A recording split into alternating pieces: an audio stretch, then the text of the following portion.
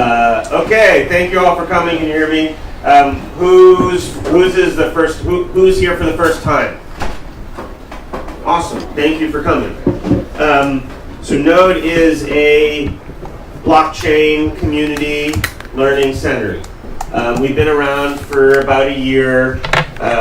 Miriam and I and Eric all met at Burning Man, and Miriam and Eric were running an art car and a camp, and I had this space for a long time, since 2012, for some music startups.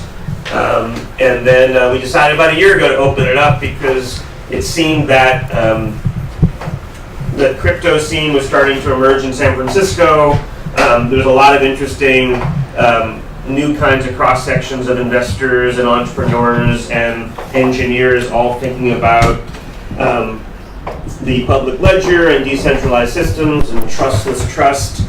And we just opened up the doors here with the idea of inviting, as the name Node suggests, technically inviting people to become members with the same access. Everybody has the same access. Everybody can come here 24/7 without permission. We've got about 50 members. People pay $200 a month. We think we could probably fit 100 or so more. But it's become a pretty awesome, spontaneous, member-generated, decentralized community.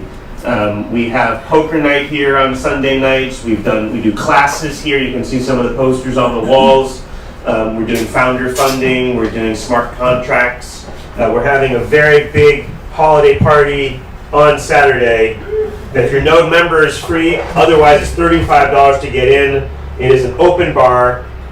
5 crypto comedians from 6:30 to 7:30. It might have a crypto tragic comedy. 3 DJs and endless partying. So we'll go on.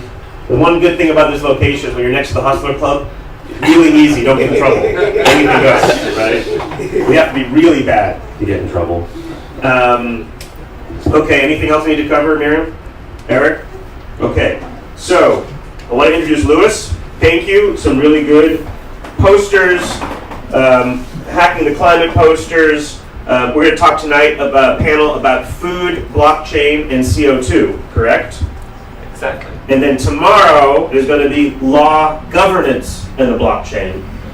Thank you so much for helping to organize this and bringing this together. Really appreciate it. Thank you. Absolutely.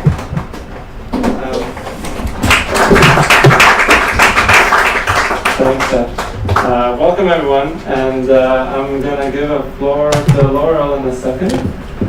Just setting up the slides.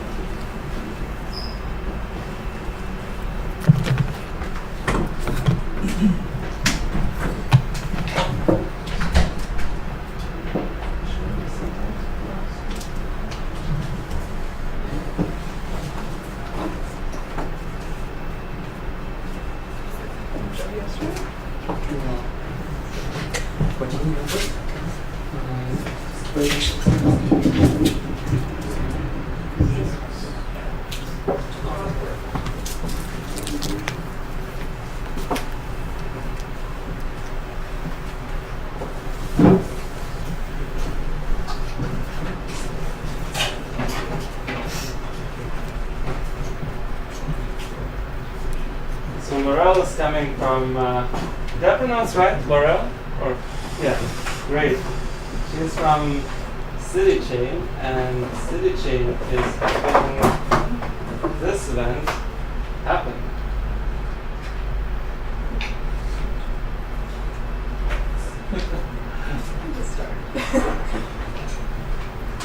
So, hi everyone. It's a pleasure to be here tonight. My name is Laurel Tincture. I know some of you from my work with Blue Frontiers and the Seasteaders, and I recently joined the CityChain team, so I'm excited to now be working with both of those projects. The founders of CityChain are John and Sandra, and they're based in Norway, so they couldn't be here with us tonight, but we're all really happy to be part of this awesome 2-day event. So I'm sure that you've all had the experience before of standing in line for hours at the DMV, spending years on a permitting process to start a new building development, or even having your identity stolen, your financial information leaked. The experience of being a citizen in today's world it's not efficient. It's really stressful, it's confusing, and it's lacking in security and transparency. With Bitcoin and cryptocurrencies, we now have digital money, which adds security, and we can now transfer value from person to person. And the blockchain allows us to store and transfer information securely as well. But the next step is to actually expand the use and accessibility of these technologies.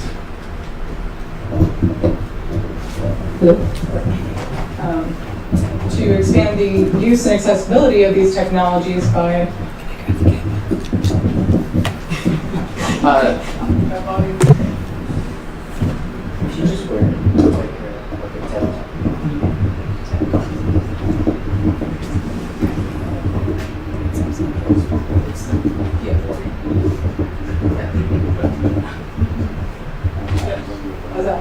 Great, perfect. Okay. So the next step in the blockchain industry is to expand the use and accessibility of those technologies by providing people with actual services and platforms that they can use on a daily basis. So CityChain's goal is to modernize the experience of being a citizen. Imagine having one platform with all of your citizenry information in one easily accessible place. Everything from your insurance to voting, your identity, and vehicle registration, and much more.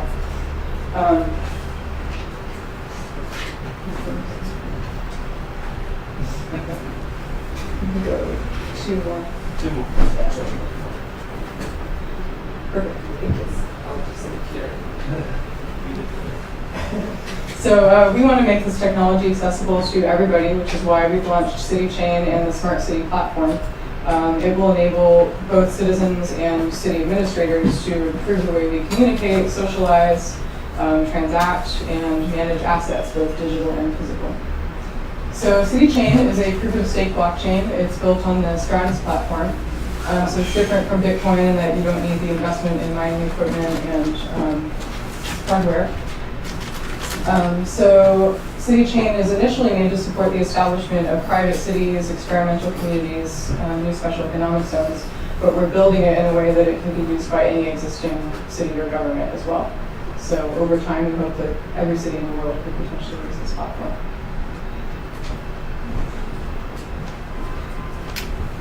So the Smart City platform is built on the CityChain, and it's the actual platform that you would use along with the City Hub.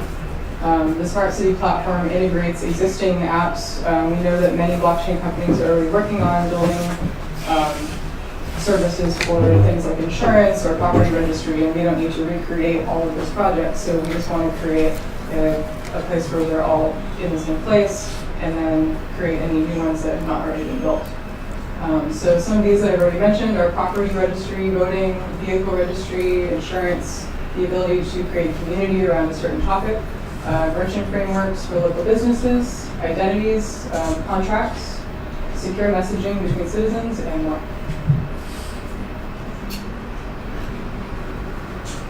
So the City Hub was launched just in October, and here are some screenshots of what we have so far. You can download it on your laptop, and we're working on a mobile app for it.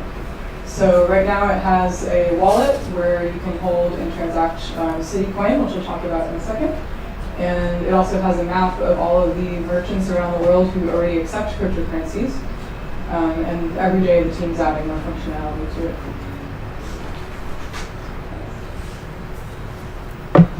So CityCoin is the currency used on the CityChain. CityChain will also support Bitcoin and other cryptocurrencies in the future, but CityCoin is the coin that you would stake as part of the proof-of-stake algorithm. The stake reward is indefinitely set to 20 cities, so if you are a person who's running a node, you would get 20 city coins for that. Not talking too much about CityCoin tonight, so we can move on. CityCoin was pre-mined, and all the coins from the pre-mine were distributed to 3 different foundations as a starting point. and they are for sale through the private city fund has launched in exchange to sell city coins, and they will also be sold on various exchanges in the near future. So a little bit more about the three foundations. Can you go to the next? This is just the distribution from the free line. Next slide. So the first foundation is the City Chain Foundation, which is a nonprofit set up to actually run City Chain itself, partner with different platforms for City Chain, and manage funds that go towards that directly. The foundation accepts applications for project funding. Next slide.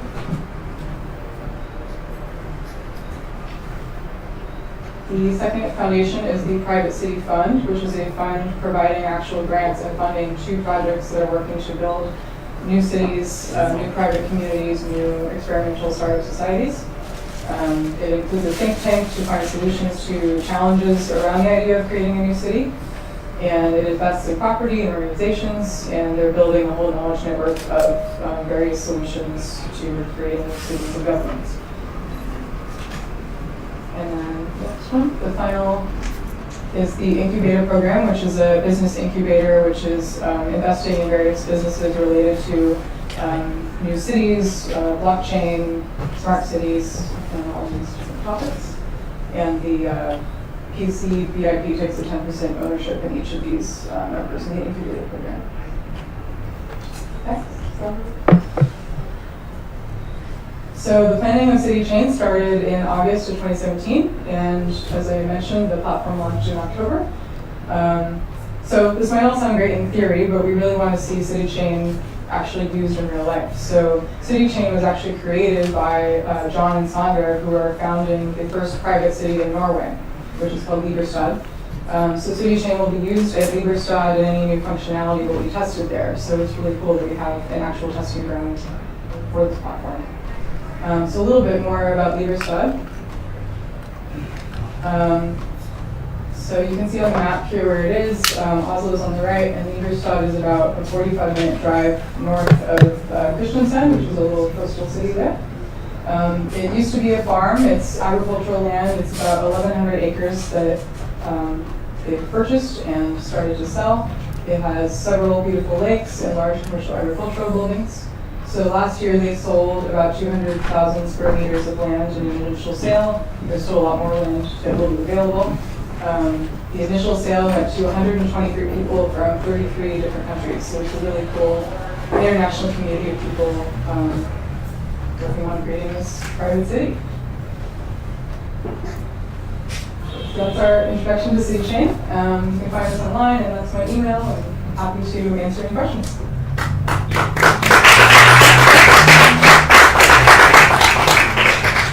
So, part of what you do, if I understand correctly, is to you serve as sort of a property registry, for example, and help verify citizenship and help with car registration and so on. So, how do you get city governments? How do you sell them on your? Do you get them involved?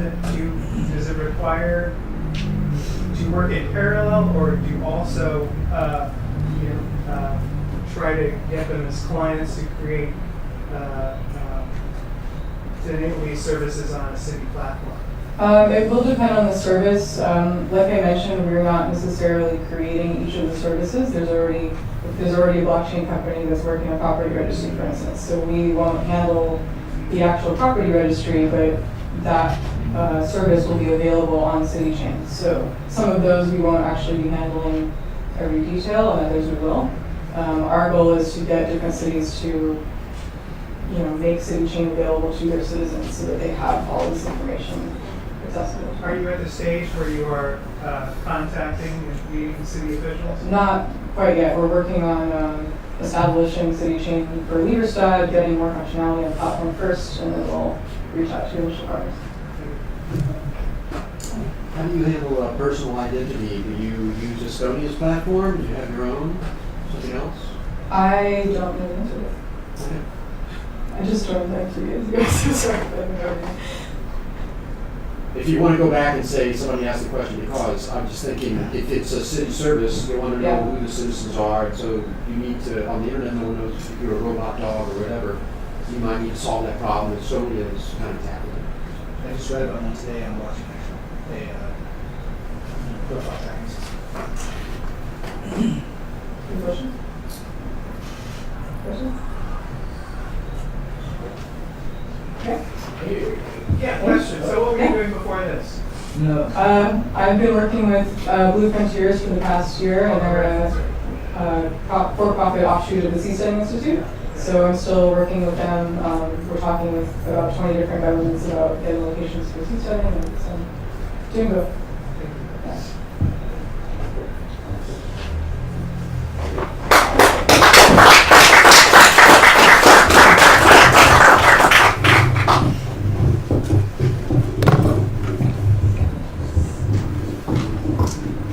Okay, huge thanks to Laurel and City Chain, and they're gonna be here not only tonight but also tomorrow, right? Great. So for those of you who are coming here tomorrow, you're rock stars, and for those of you who are still deciding, feel free to come tomorrow, and we're gonna send a follow-up email with a discounted ticket. So tomorrow the event is not sponsored by Hack the Climate, so there's a small attendance fee. Having said that, things are moving forward with the clicker, that's amazing. Yes, so I want to welcome you all again and thank you for coming. And just a quick overview of the program. So as Seth mentioned, this is a 2-evening event, and it started, it's kind of an interesting history. So it started with me talking to Joe McKinney, and Joe is a good friend of a few people here. So we were thinking about societies, startup societies, as well as real estate, and how do these different areas interact? How do we combine existing assets, real estate, farms together with governance, with startup societies, with new systems for governance. And we started planning out this event, and we want to thank a lot for Node for hosting this in their beautiful space and welcoming everyone. So tonight we're going to talk more about the physical assets, about food, about how we can use blockchain for solving climate issues, and for that we're really lucky to partner with the United Nations and Hack Climate. A few posters here to remind that the COP, or the climate conference, is taking place in Katowice now, and a lot of people are discussing how to solve the climate issues that we're having. And I think these wildfires in California was one huge sign among many others around the planet. So we have to address these issues, and I think tonight's event is more than relevant to address these problems and to tackle these issues, because food, for example, is one huge area which is very unsustainable and very still produced in very medieval ways, as well as blockchain and new technology that enables us to solve many challenges by removing some intermediaries or installing trust into different systems. And of course, all that leads to reducing the CO2 emissions, which is the goal to prevent the total destruction of our planet. So along the way, we're going to have a couple pitches tonight that are in line with Hack the Climate. So those who are pitching, they will be represented at the climate conference in Katowice and also get a lot of news coverage for the solutions. So just a quick word about Hack the Climate. The whole concept started last year in a climate conference in Poland. A lot of solutions were really interesting. There were a lot of delegates who came over and they were like, whoa, we talked about this all day but nothing keeps happening, and here you just solved a lot of these problems in 24 hours. So this year there's not a small expectation, I must say. So a lot of these solutions will hear or will be heard by many delegates, as well as the founders or the people who hack for these solutions. They will be part of the network, which is the network of Hack for Climate, and they're creating a program to sponsor these solutions and make them actually not only profitable but also life-saving or planet-saving companies.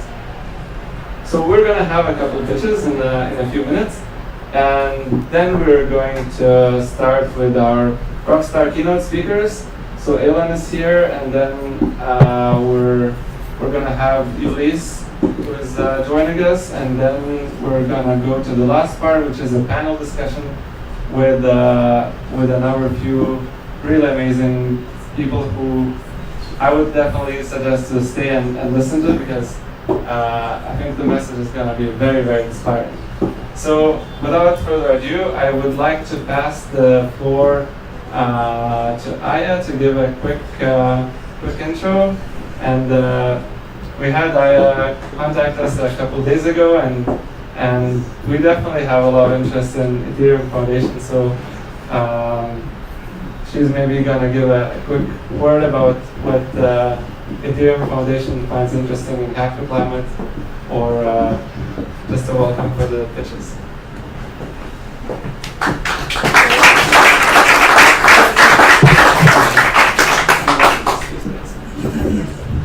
Hello everyone. This was very kind of random discovery. So I've been going to big blockchain events. I've been in crypto for a while, and then most of the stuff I've already heard of. But sometimes I discover more interesting things at smaller events like this. But the reason why I found this and also came here is my original passion, my original interest into blockchain was really to use this technology for impact. Mainly actually in emerging economies. But we've been seeing more of the apps that are actually solving real issues in the world. And then that's why, compared to even a couple of years ago, when right after Ethereum was created,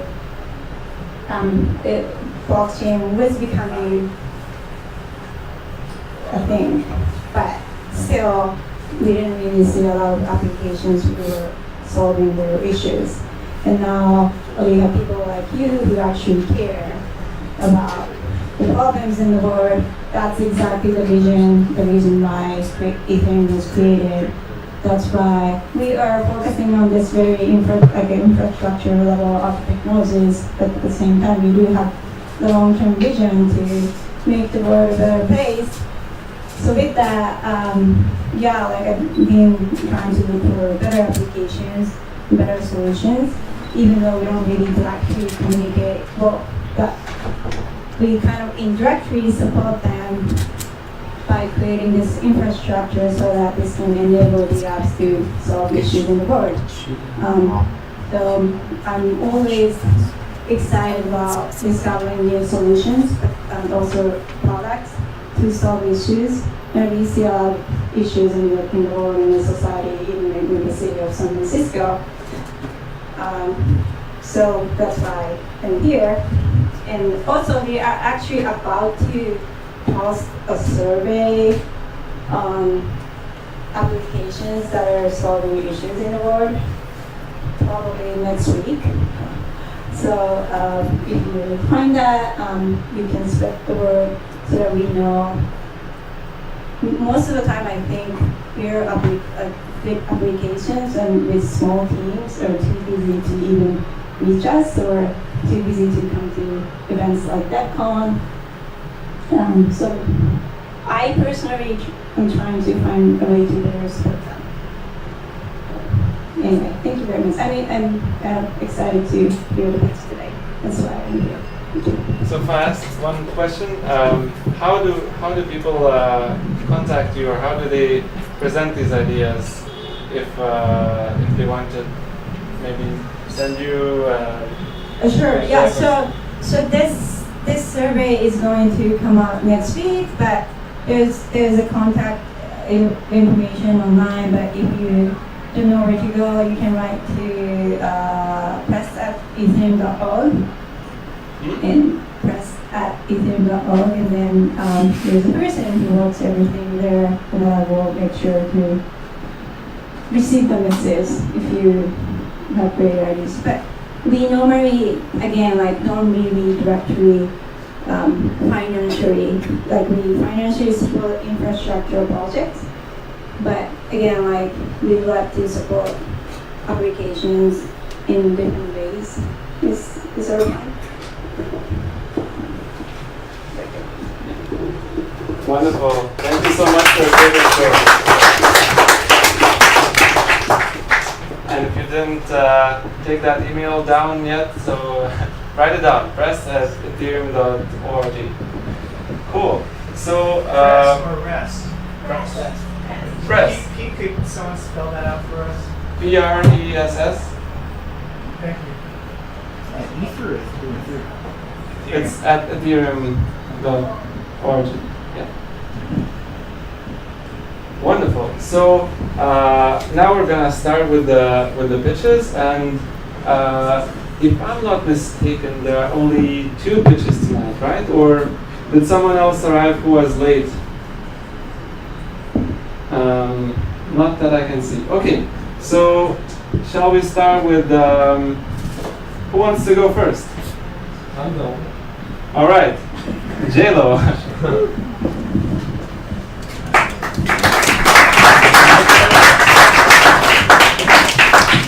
So, what do we do? I'm using Keynote. Okay.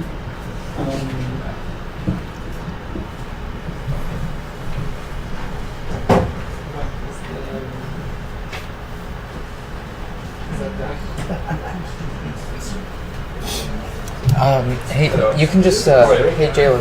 Yes, great. Jayla. Screen. Sure. Yeah, let me just change Which the, one? Screen be rolling, okay. Office? TV office? yeah. Is that Android or What's the code? It'll show up here in a second. Android on? Okay, J-Lo. that's Irish. Oh, perfect. 28, 28. That's my browser. Good calendar, man. It's my lucky day. Okay, yeah. Okay, cool, perfect.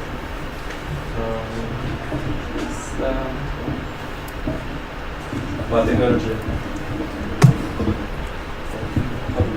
Put it, it goes on the left side.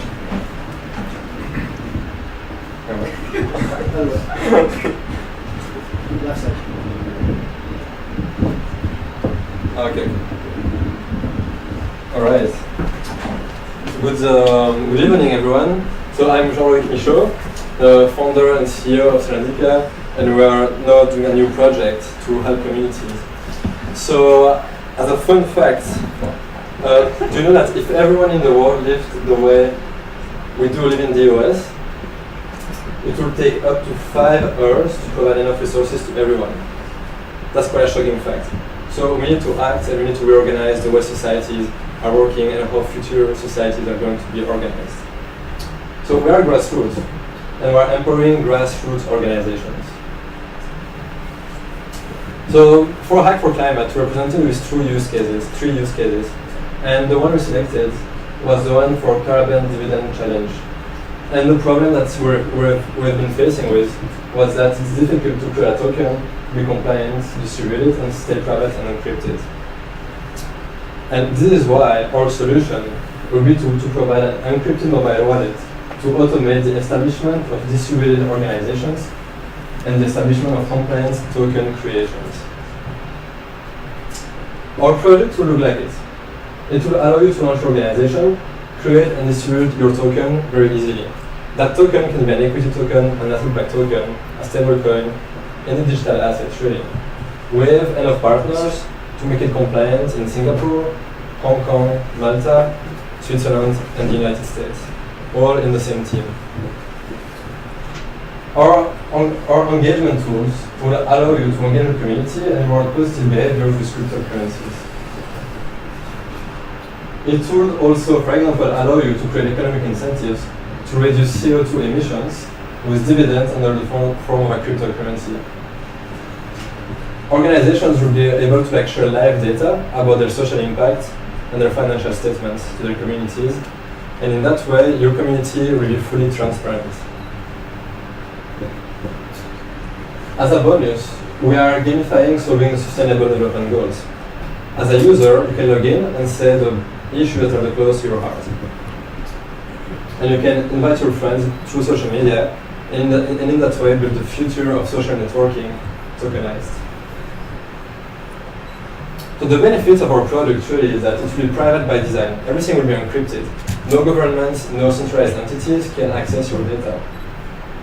Traceability and transparency is at the core of our values. It will be very easy, and for the very first time in history, you can distribute a token easily to your community. You want to code it or use MetaMask. And on top of that, we are creating behavioral incentives to decarbonize the planet through tokenizations. Why us? I've been involved in the social impact and community building industry over the last 7 years. I've been involved in building tech products and distribute it for the last 10 years. Our technical lead is Joshua Arma, who has been building several mobile wallets for cryptocurrencies in the past. Michael Darius, our design advisors, was the first designer to design iTunes with Steve Jobs already 20 years ago almost. And Laurie Maillard is our strategic advisor, works for the United Nations and the Global Humanitarian Lab. Our strategic partners, as I mentioned, will allow us to plug in APIs to automate the management and the transparency of social impact data, financial data, or even the legalization of those tokens across the world. Our main competitive advantages is that we'll be the first to market an encrypted mobile wallet to launch tokens. It will be universal. We want to be compliant and provide universal solutions to launch in any jurisdiction. It will be gamified. We want to reward communities in a gamified way to do good in the world. It will be easy to use for the first time in cryptocurrencies. And we will provide live data for organizations to share their finances. And on top of that, we want to create a strong design and brand that will be memorable to share, to gain share of mind starting in San Francisco. Our revenue streams will be currency exchange fees, fees on tokenizations, and transaction fees. Is the future of wallet.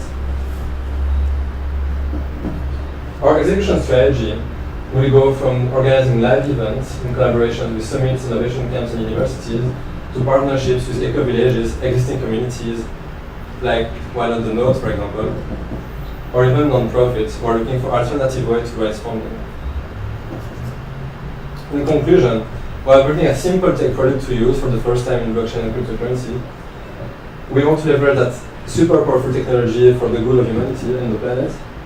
We have a trusted team with a trusted track record, and those are benefits you can't live without. So thank you so much. Nice to meet you, and stay in touch.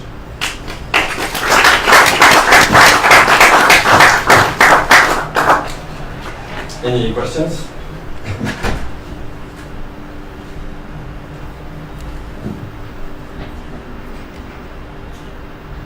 Yeah, sure. So when a community issues these tokens out, right, and you try to measure the impact, how exactly are we defining what the metrics are for the impact? So our partners are actually been working for the last 4 to 5 years on identifying the main impact metrics that we want to provide and share with the world. But there are renowned organizations, going from the United Nations to the several major organizations who identified several data. I mean, carbon, CO2 emissions is one of them. The metrics provided by the Sustainable Development Goals by the United Nations is one of them. There is also Gini, the Impact Investor Association came up with their own data that's open source and accessible. Thank you for your question.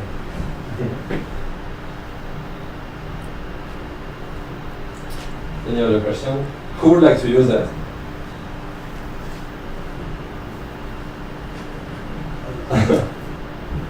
Okay.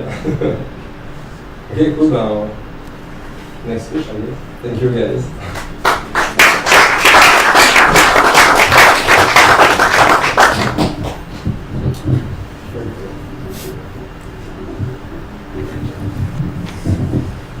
Thank you so much, and great job, JLo. Now we're gonna give the floor to Alex.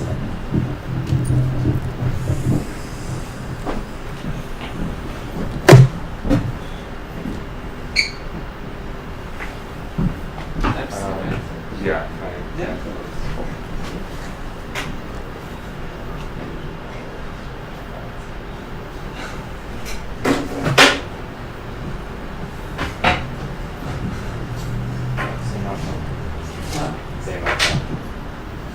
Oh wow, yes.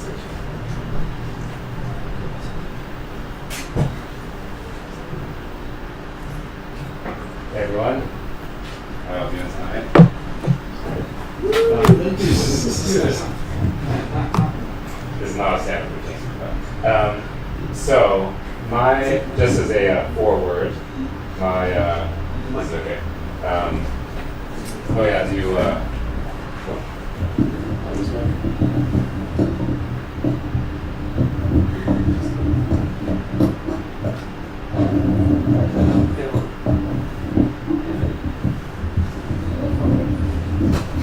Oh, I see.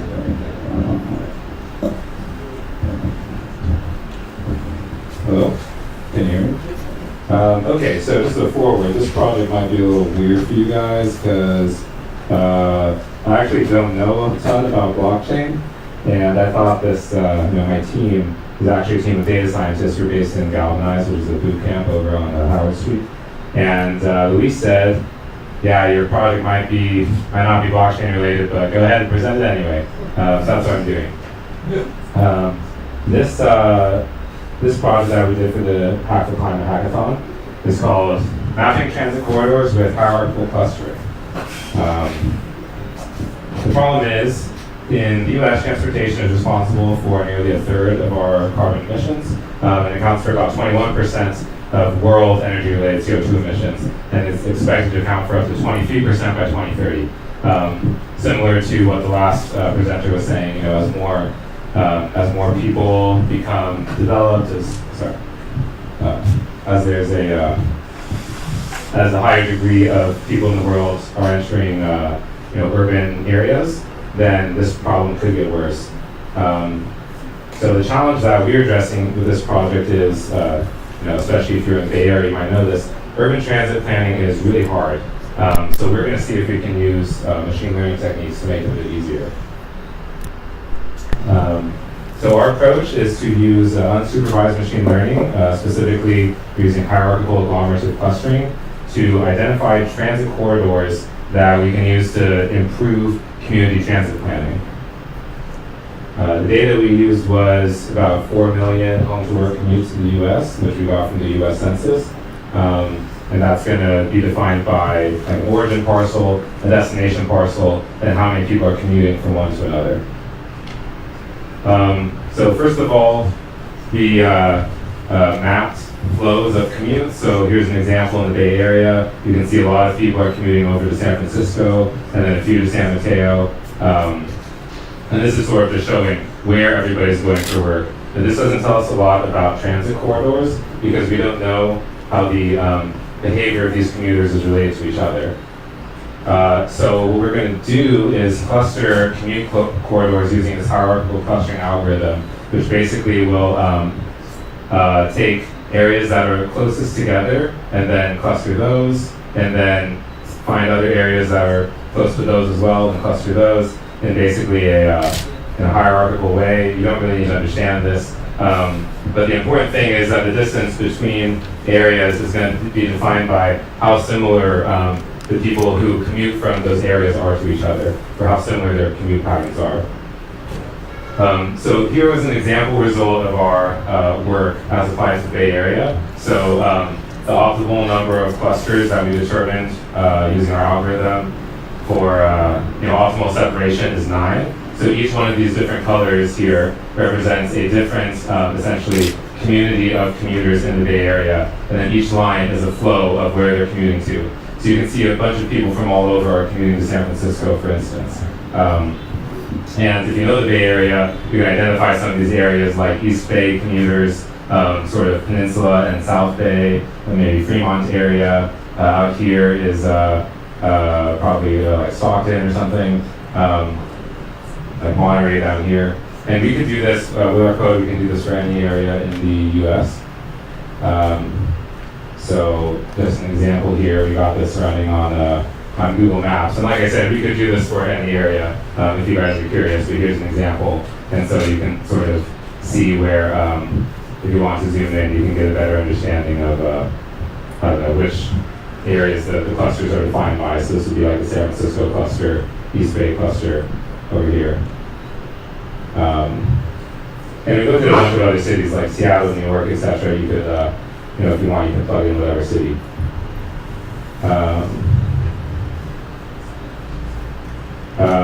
So actually, let me just focus on that a little more. So just to be clear, the idea of this project was, if you're interested in transit planning and if you'd like to make, optimize people's commutes, make transportation more efficient, this sort of understanding could be a start to that, especially since you can apply it to any city or any community. Well, in the U.S., there's what we have data for, but actually you can do it anywhere in the world. And that gives, greater power and resources to transit planners.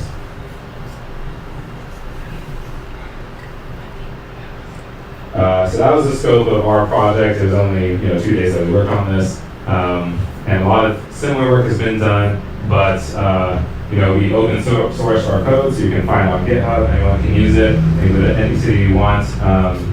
We want to create an interactive web app that people can use so that they can look at free use for anybody. You could, in theory, integrate demographic data so that you could identify specific commuter profiles, like these people are using, trains, or using cars or buses. And then also we can optimize the cluster algorithms to get better separation between the clusters. Thank you.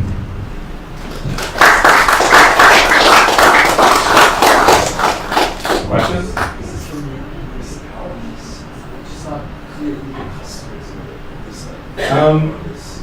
Well, the customer, municipalities could use it for sure. I was kind of thinking it more in terms of, either people who had a personal interest in urban planning, and I know there's a bunch of sort of community activist groups around this, like your Spur SF or SF in particular, which is sort of focused on infrastructure, public infrastructure. So you could use it for that. Hypothetically, anybody that had a product or a project that was related to commutes could use this. So people that ride-sharing apps, for instance, could use it. The idea is by having better understanding of what, rather than say like a city boundary might not necessarily define a community in terms of their carbon impact. So for example, if you see down in like the San Jose, South Bay area, this is just San Francisco, but this cluster is what, maybe like 10 or a dozen different cities, and each of them probably has their own ordinances or rules or sort of approaches to transit planning. But in terms of their commute patterns, these guys are all more similar to each other than maybe someone in Fremont and someone in Milpitas. So maybe for instance these cities could work together and be able to make better transit decisions. How might this be made more useful for auto insurance companies so that they could more finely tune their pricing? And have ways to sort of package and sell to them? That's a good question.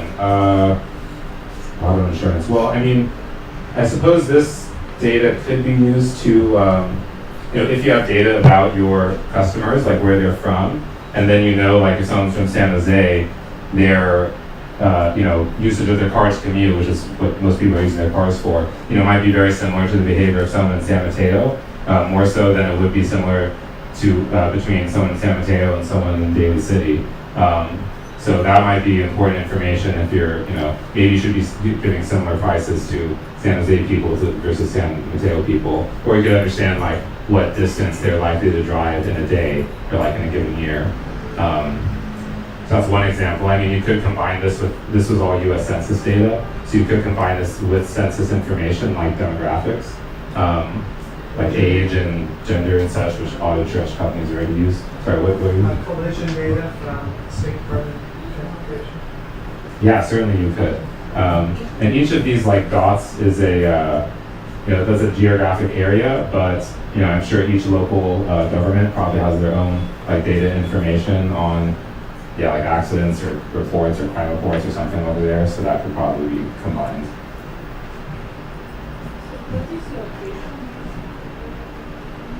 Where's the data from? Yeah, it's from the US Census. So the US Census will actually ask people like, where do you commute basically, where are you based, and where's the place that you commute? And then so that census data is available online, and so we just loaded that all up into a giant data frame for our analysis.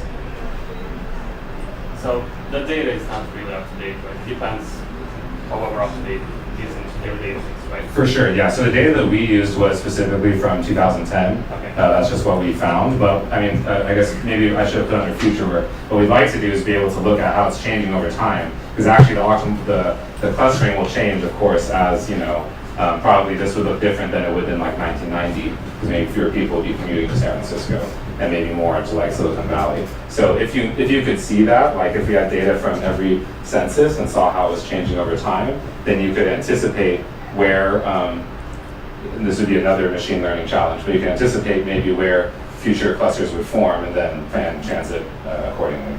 Do you have any ideas on ways to get more closer to real-time data? You certainly could.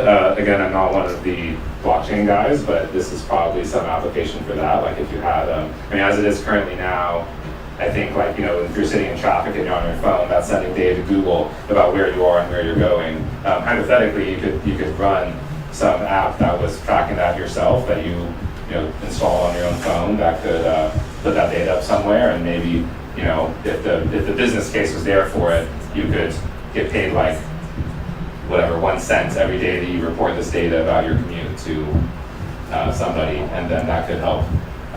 And you wouldn't need data about every single person. Like the US Census data we used was 4 million. That's like a representative sample. And so if you had a representative sampling of populations, then you could you wouldn't need that much data to be able to establish clusters like this. Thanks. Yeah. So why would you continue your research? Is there a particular interest in what you're doing? You mean interest by me or interest from other people? No, by other people. I mean, obviously you're interested. And it's great that you are in what you've done. But if someone's going to fund you, where's that funding going to come from? Sure. Well, to be honest, I have teammates, but they're not here. When we started this project, we weren't necessarily planning to start a startup or anything. We just were trying to, this was something that we were interested personally. We were kind of like transit nerds, and we thought, well, this would be something that we would like to see. So maybe somebody else out there with money, like hypothetically, might want to. But yeah, to be honest, we didn't put together like a solid pitch in terms of the business case. But as this gentleman over here pointed out, that there could be uses such as by auto companies or ride-sharing companies, possibly. Well, it seems to me if you have the live data feed, the municipalities or wherever the regional transit authorities are would be very interested. Right now they're stuck with data from 2010. That's the best you can give them, and they really need real-time data. So, yeah, I like your idea about the micropayments. There's actually a model, Luna DNA. They just did an offering on the SEC website. Basically, you get shares in their company if you give them genetic data. And you don't give them money. They don't want money. They want value in the form of data.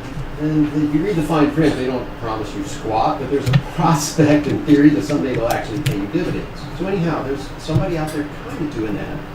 I think it's really interesting. Well, it's also nice that they're explicit about it, because other companies are already using your data, and they're like, here's this product for free, but of course you're paying them in the form of your information. Well, there's a whole movement for personal identity that we should own our own data, and people should be paying us for it, not vice versa, and this could fit into that. Sure, yeah, of course. And of course, we kind of made this easy for ourselves by we just plugged a data set that already existed and was easy to work with. But it would be, a great way to further this project by being able to update it with real-time data.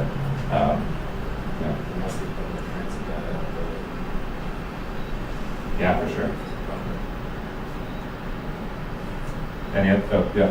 So, what is your role in this project?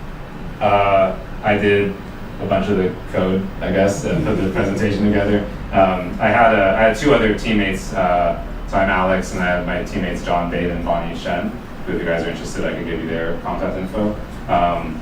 And yeah, we were just working on basically coding it up the last couple days and getting it in like a presentation form, which mostly happened in the last like 1 hour. But yeah, in the true spirit of a hackathon, I guess.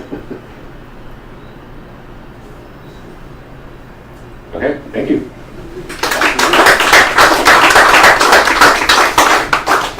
Also, if anyone wants their favorite metropolitan area cluster, just come up to me and find that for you. Will it improve the commute? Likely not, but maybe if you want to pick where your apartment is, you could. Look at that. Wonderful. Great pitches and really exciting for Hack the Climate. If there is no one coming in late who wants to pitch, we're going to move to the next part. So I'm going to invite Aylon to the floor here, and he's going to talk about sustainable food, future food. Thanks.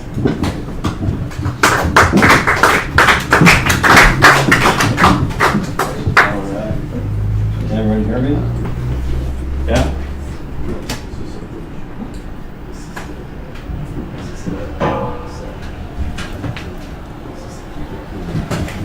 Can you? That goes into.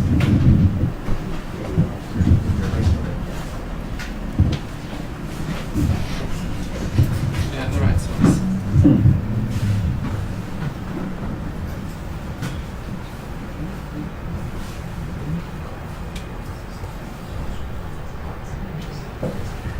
Okay. It's working. Great. Hi, everyone. I'm going to talk also about something that is not blockchain related. So hopefully it will be a nice change of pace. I feel like that's a word you all hear a lot. So we're going to talk about something quite different. The future of food. My name is Aylon. I'm here with the Good Food Institute. We're a nonprofit organization that is working to create a more healthy, humane, and sustainable food system. I'll talk about how in just a minute.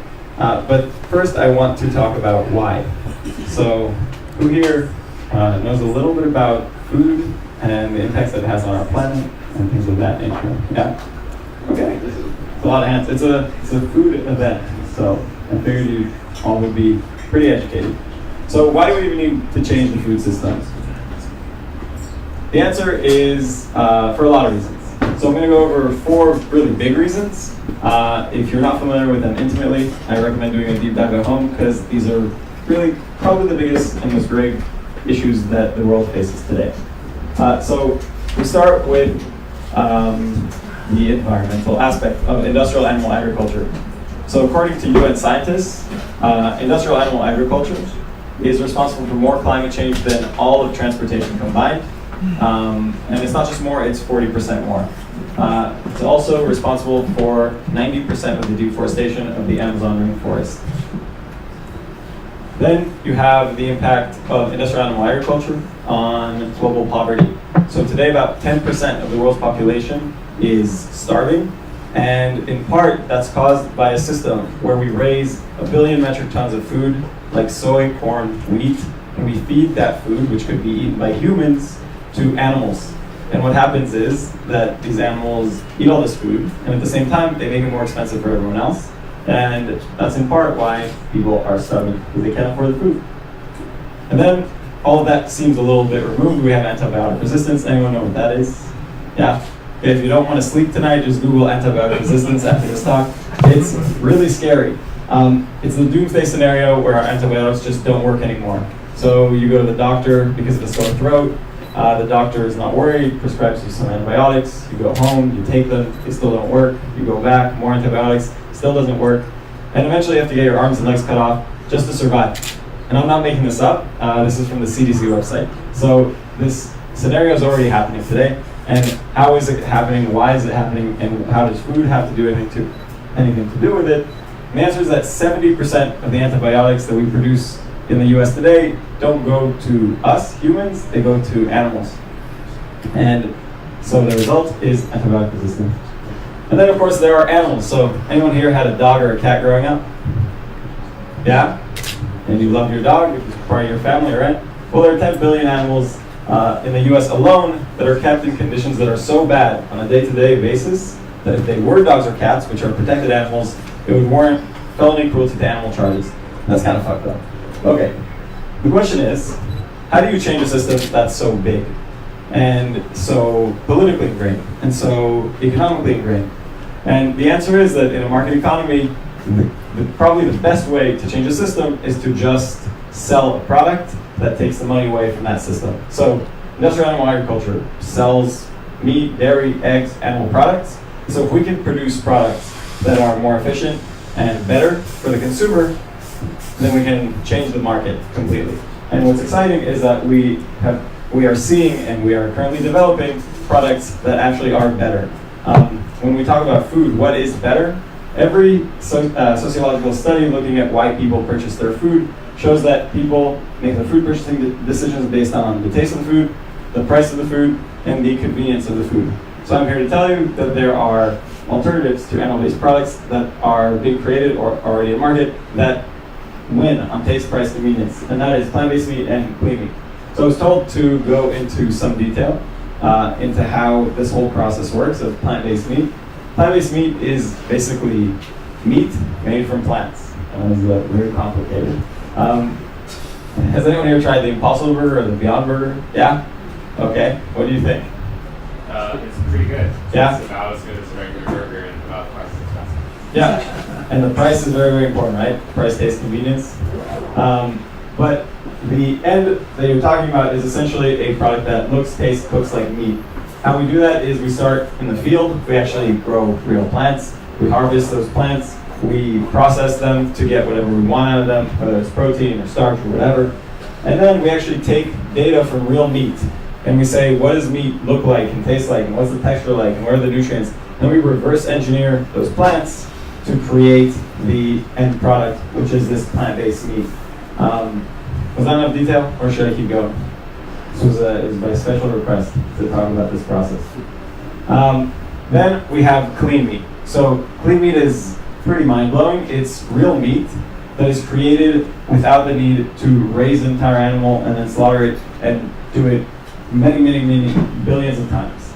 The process is simple. We take a small cell sample from an animal, we put those cells into a bioreactor, a harvester, whatever you want to call it, and we feed those cells the nutrients that they need. It's called cell culture media, and those cells replicate, and they replicate and replicate, and then we get enough cells that we move them over to a differentiation bioreactor, and we tell those cells by feeding them also basically food for cells. We tell them we want you to become muscle and you become fat cells and you become connective tissue, and the result is meat. And what you get is something like this. This is the first ever clean meatball made entirely from pork cells that were grown outside of the pig. So pretty mind-blowing. I didn't have this one, but I ate some of the first clean fat ever made. So it's like a chicharron made from duck fat. It tastes like fat. So these products are already proof of concept, exist. The thing is, how do we get them to be price competitive? And so when we look at these products, plant-based meat and clean meat, they have the taste thing down. And the question is, how do we get the price thing down? And then how do we get the convenience thing down? Because once we get those things down, then we can truly change this market and we can address those four harms that we talked about: the sustainability, the global poverty, the antibiotic resistance, and human health, and then of course the animal suffering, and we can make a ton of money. And so, talking about price, how could making these products possibly be cheaper than making them in animals? And the answer is that luckily, or unluckily, because that's what got us in this place in the first place, is that animals are really, really, really inefficient at creating meat. So let's play a game. Pretend I had a chicken here, and I fed it 9 calories of food like corn or soy. How many calories out do you think I would get from feeding a chicken 9 calories in? Just Meat 3. 3. Meat or eggs? 1. 1. Meat. Half. 1. Okay. Either a very educated crowd or you watch my talk on YouTube. It's 1. So chicken is the most, yes, got it. Chicken is the most efficient land animal, and it's a 9-to-1 ratio just to get the meat that we're relying on this chicken to produce. Like, everyone here loves efficiency, so everyone can tell that this is a horrible, horrible, horrible ratio. Pigs are like 15-to-1, cows are about 25-to-1, so really bad in terms of a means of production. When we compare that to plants, plant-based meat is about 2-to-1, and clean meat, it's still, the LCAs are being studied, hasn't been created at scale, but the current estimates are somewhere between 3-to-1 or 6-to-1, still way more efficient than the most efficient land animal. And the efficiencies don't stop there. It's not just about the feed, it's also about the inputs. So creating clean beef, for example, versus conventional beef, calorie for calorie, you need to use 96% less land and 74% less water to create cell-based beef versus growing the entire cow and doing that whole process just to get beef out. And so when we have a more efficient ratio, when we have lower inputs, then at scale, we can have the price be lower. And so then we get lower price, the taste is the same because these products are identical, and then the convenience, you just have to get it into the stores. And that's the opportunity. So we're talking about $220 billion market in the US for meat, over $1 trillion worldwide, and it's only growing as the population continues to grow. And sustainability issues too would be seriously exacerbated should the trend continue without these alternatives. But what we're really lucky to see is that the alternatives are actually going to capture a lot of this growth in the future. So what you see there in the orange line, that's the alternatives of plant-based meat and clean meat, and below is the conventional animal products. And so according to Left's research, about 1/3 of the global protein supply is going to be alternatives by 2054. And we think that this number is really conservative because this report was put out in 2015. And that was before the Beyond Burger was in market, before the Fossil Burger was in market, and when there were 3 clean meat companies in market. Today, there are almost 30. Okay, so you might ask yourself, well, why is this happening today? Like, what's changed? First of all, there's flexitarians. So, anyone here define themselves as a flexitarian? Okay, once I define this, you probably all will, because it's a pretty broad category. But basically, it's people who are not vegans and vegetarians that are seeking to consume less meat. And these people, yeah, it's pretty obvious. And these people are growing significantly. You have about 19% of the population defining themselves as that today, and 25 saying that that's how they want to eat in the future. Millennials, not millennials. And a perfect example of this category and why it's driving growth in this alternative meat space is with the Beyond Burger. So the Beyond Burger is a product that looks, tastes, cooks like meat, made from plants, sold in the meat case, and it is essentially a veggie burger, right? But 70% of the consumers of this product are actually flexitarians. So that means that non-vegan vegetarians are choosing to eat veggie burgers, which is kind of a big deal, and that's why there's so much interest and investment in the space. So millennials are the second driver. We have 80% of millennials saying they're eating meat alternatives. Now that's not the burgers that we've been talking about. Some of this could be tofu and things like that, but still 80% of millennials are thinking about reducing their meat consumption in some way. 30% saying they're doing it every single day. So a lot going on, and we've seen this happen before actually with dairy. So sorry about that. Didn't get it. Got it. All right. So plant-based dairy today, almond milk, soy milk, is about 13% of the entire dairy category. 30 years ago, it was less than 1%, and that's about where we are with plant-based meat. We're at less than 1% of the entire market. And so if we get plant-based meat to where plant-based dairy is, we're talking about a $20 billion market opportunity in the US. If we get it to where Lux Research said, 1/3 of the global protein supply being alternatives, $70 billion in the US alone. And it's not just me, it's not just vegans who say that, it's not just the Good Food Institute. Robert Ganber is the CEO of a multi-billion-dollar food conglomerate that has Hungry Man as one of the brands. For anyone who's not from the US, Hungry Man is like some weird meat pouch. These guys are not vegan advocates, that's the point. And he says that plant-based meats are in the early stages of a macro trend, similar to the way that soy and almond milk changed the milk category. Okay, how do you feel? Should I blast through the rest, or do you want to deep dive? No, go for it. How do you guys feel? Do you want to learn more? Yeah? Okay, cool. So, I'll just dive into plant-based meat and clean meat specifically and what's going on in each sector. So plant-based meat is, there's private companies, there's startups, there's companies that are owned by meat companies. So kind of all over the board, this innovation is happening. To help you understand the industry better, we've actually created a mind map, which you can see online if you just Google Good Food Institute plant-based mind map. And we break plant-based meat into four different categories. So we have plant-based meat that is products similar to meat. So that's like the Beyond, the Impossible, we talked about this. Then we have products that are not similar to meat. So things like tofu, tempeh, things that still there's a lot of increase in demand because of these flexitarians who are choosing products that are not meat. Then you have your nature's mimic to meat. So anyone ever had jackfruit tacos or something like that? Yeah?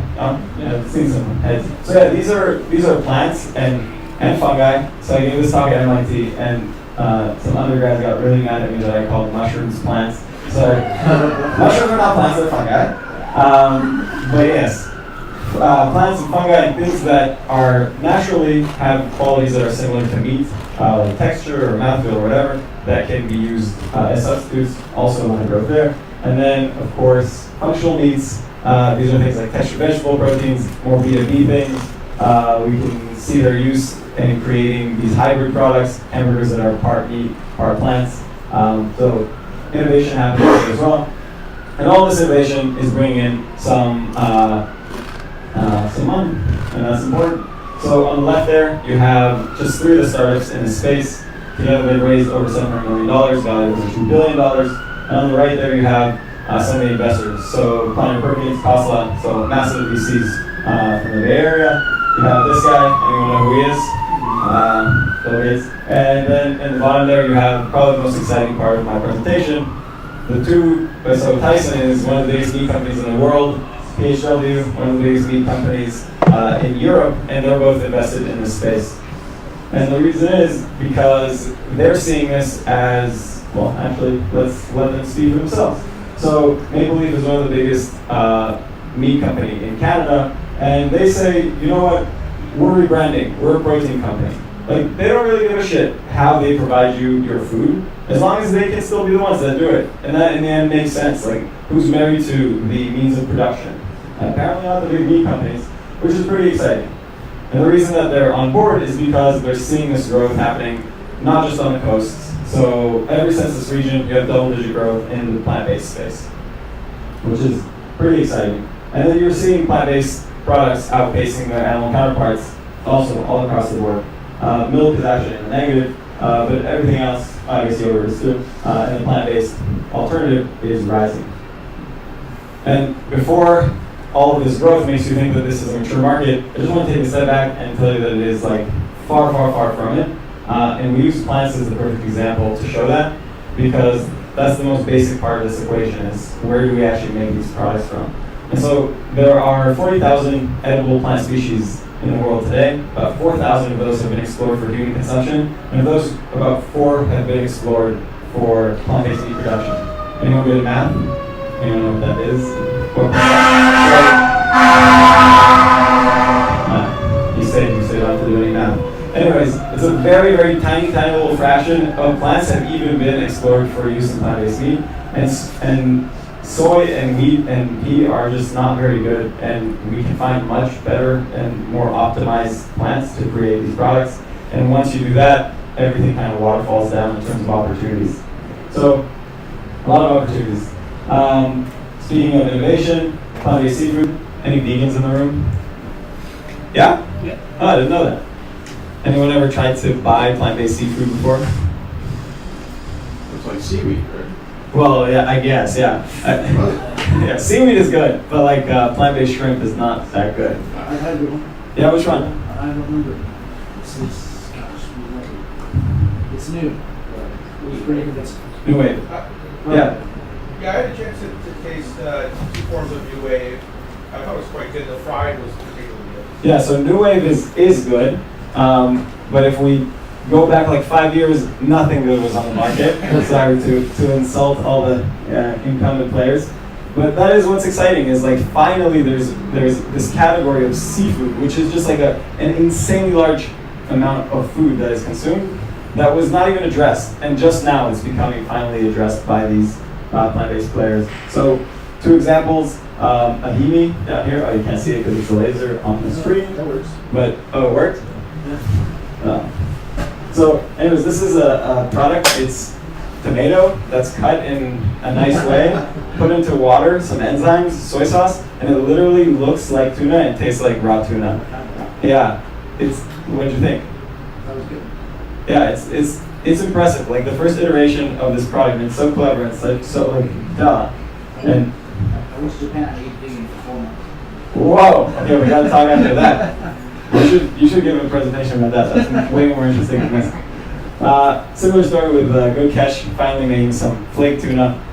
So this market is opening up. If you're interested, gfi.org/seafood, we've actually put out a white paper about this space. Okay, everyone feel like experts on plant-based meat? Yeah? All right, clean meat. So a year and a half ago, there were 4 clean meat companies out there. Today, we have over 20, closer to 30. There are a bunch of stealth mode companies. And along with those folks, of course, are investors. So the 2 most interesting things on here is Memphis Meats leading the charge at over $20 million raised. They have Cargill, one of the largest beef processors in the world, Tyson, one of the largest meat companies in the world, as investors. Mosa Meats, this is a company out of Holland, and they have an investment from M Ventures. Anyone know what that is? It's Merck. So one of the biggest biopharma companies in the world. So biopharma, which understands better than anyone how to grow cells and how to feed cells and how to keep them healthy and all these things, is invested in this. And that was a huge vow of confidence for our industry to see that the big pharma players are taking this seriously and want to be part of this conversation. Similar story with big meat companies. Tom Hayes, former CEO of Tyson Foods, saying that the future of food might be meatless. So I always like to take a step back and say that this is equivalent to some sort of leader of some country, let's say Donald Trump, coming out and saying that the future of the world is going to be America-less, which he might say. But it's an insane thing for someone that represents an organization to say. And still, so they invested in Memphis Meats and Future Meat Technologies and in Beyond Meat, so clean meat and plant-based meat. PHW, you heard their name before because they've invested also in plant-based and clean meat. And then this guy, Richard Branson, he's so damn happy because he invested in clean meat. And he says that he believes that in 30 years or so, we will no longer need to kill any animals, that all meat will either be clean or plant-based, taste the same, and be much healthier for everyone. And Richard, that's a very aggressive goal. But the point of the Good Food Institute is exactly to make that happen.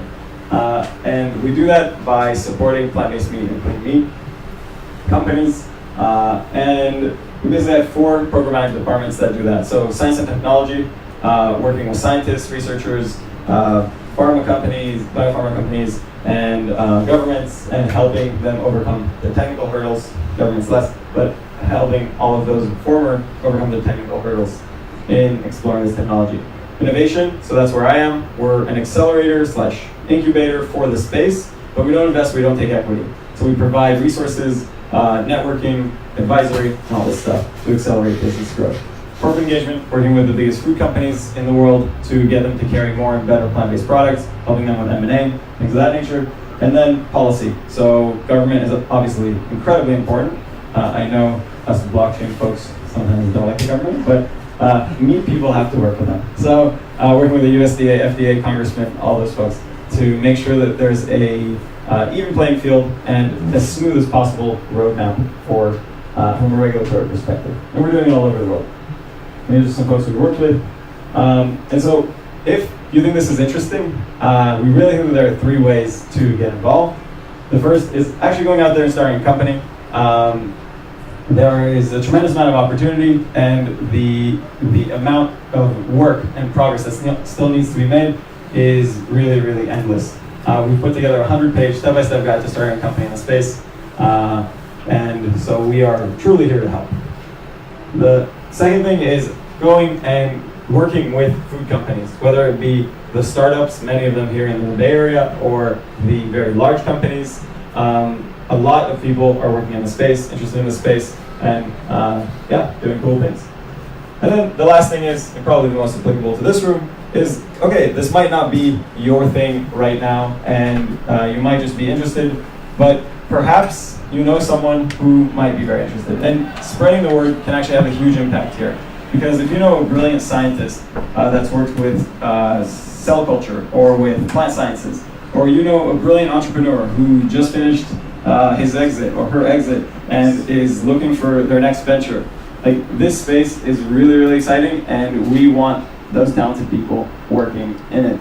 And if you tell them, you might change their world, you might change our world.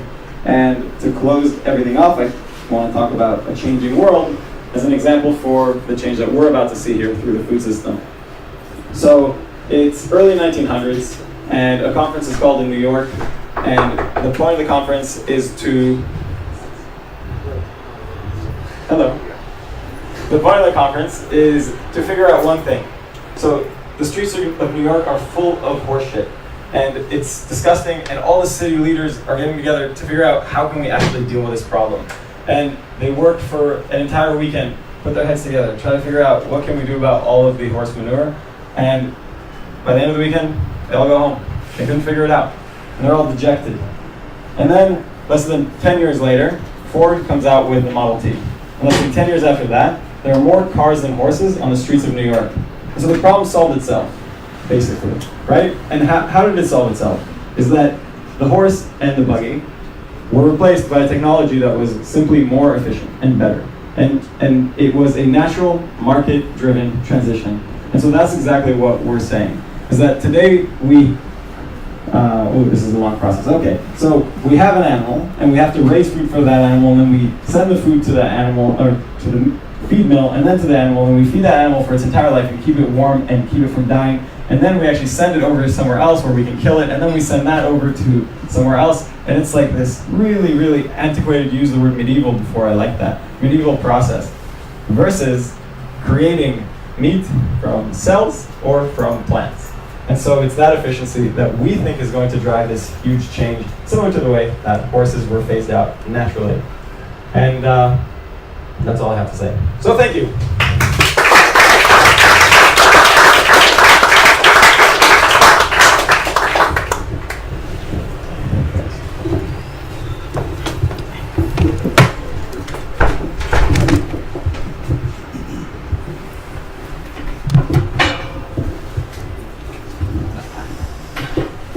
Wonderful. Who is inspired by this talk? Amazing. Yeah, I love Good Food Institute. They always are at least a couple of years ahead. Hope not too many years ahead, because we really need more sustainable food. So now I'd like to give the floor to Elise. And where is Elise? Okay. I think we might be missing our next keynote speakers. Let's do it this way. Let's start with the panel, and then if Elise comes, then we're gonna invite him to talk. So I'd like to welcome Wendy, Meisha, and David, and Elliot. There you are. Didn't see your face and forgot your name.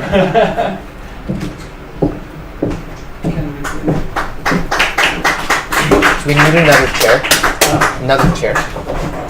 Yeah.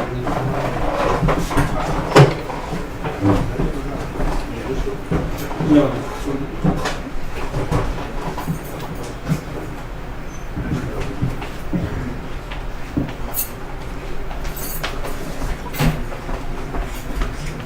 Where?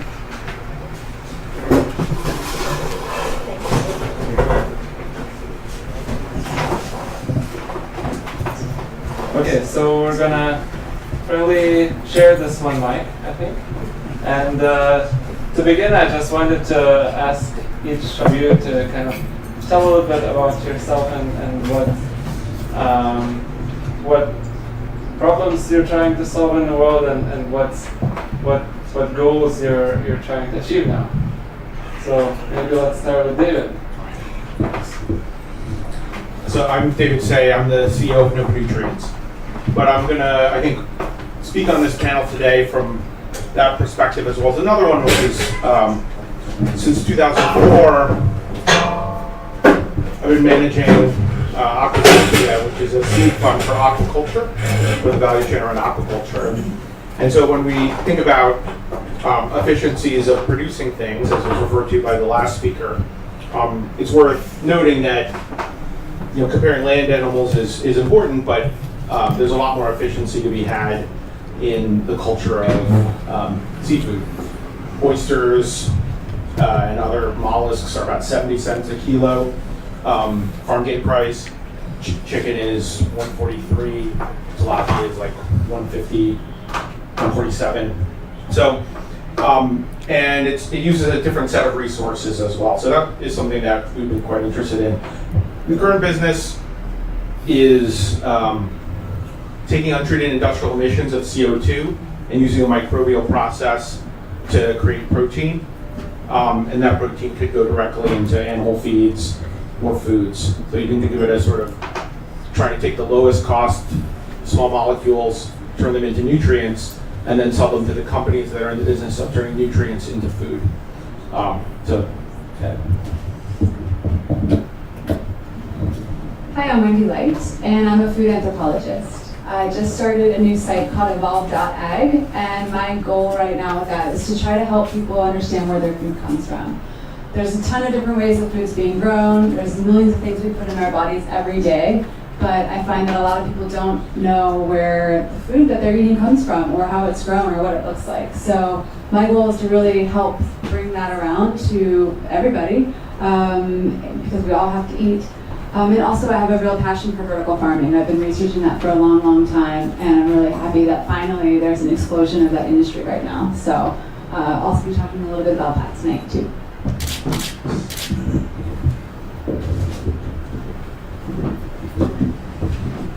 Hey guys, my name is Mikal Elliott. I'm the founder of Ventive Float House. And what I've done is come up with a large floating structure that can be made very cheaply and yet is very robust in the ocean, doesn't break down the seawater. And what we're really looking at is for this to be a platform to enable all this other innovation that a lot of these people are going to be speaking about. I come from the seasteading community, and a lot of our problem is how do we get an industry going offshore? We really need an economy going out there if seasteading is going to take off big time. And the number one thing I think that's going to accomplish that is growing food out there, either in the form of biodiesel or algae or vertical farming and stuff like that. So I'm looking to create platforms that these guys can later just turnkey take off the shelf and say, okay, I need this much space floating out in the ocean somewhere. How do we do that cheaply? This guy just supply it directly. So that's what I want to talk about. Good evening, everyone. My name is Meisha Donaldson. I am the founder and the pastry chef for a dessert company called RumCrums in Dublin. I'm here to discuss food waste for restaurant industry. I've worked in the industry for about 18 years as a chef, and I've seen some horrific things when it comes to how much they waste. And it's because of the lack of knowledge, and hopefully one day someone does come up with a really good software that might help both the supplier and the restaurants do better with food waste. Fantastic. And my name is Mikal, for those who might have come a bit later. And I don't organize events every day, so this is more like a side activity to bring amazing people like those you see in front of you together to foster great conversations. And what I do on a day-to-day basis, I work with an energy storage company. So we invented energy storage and salt for heat storage solutions.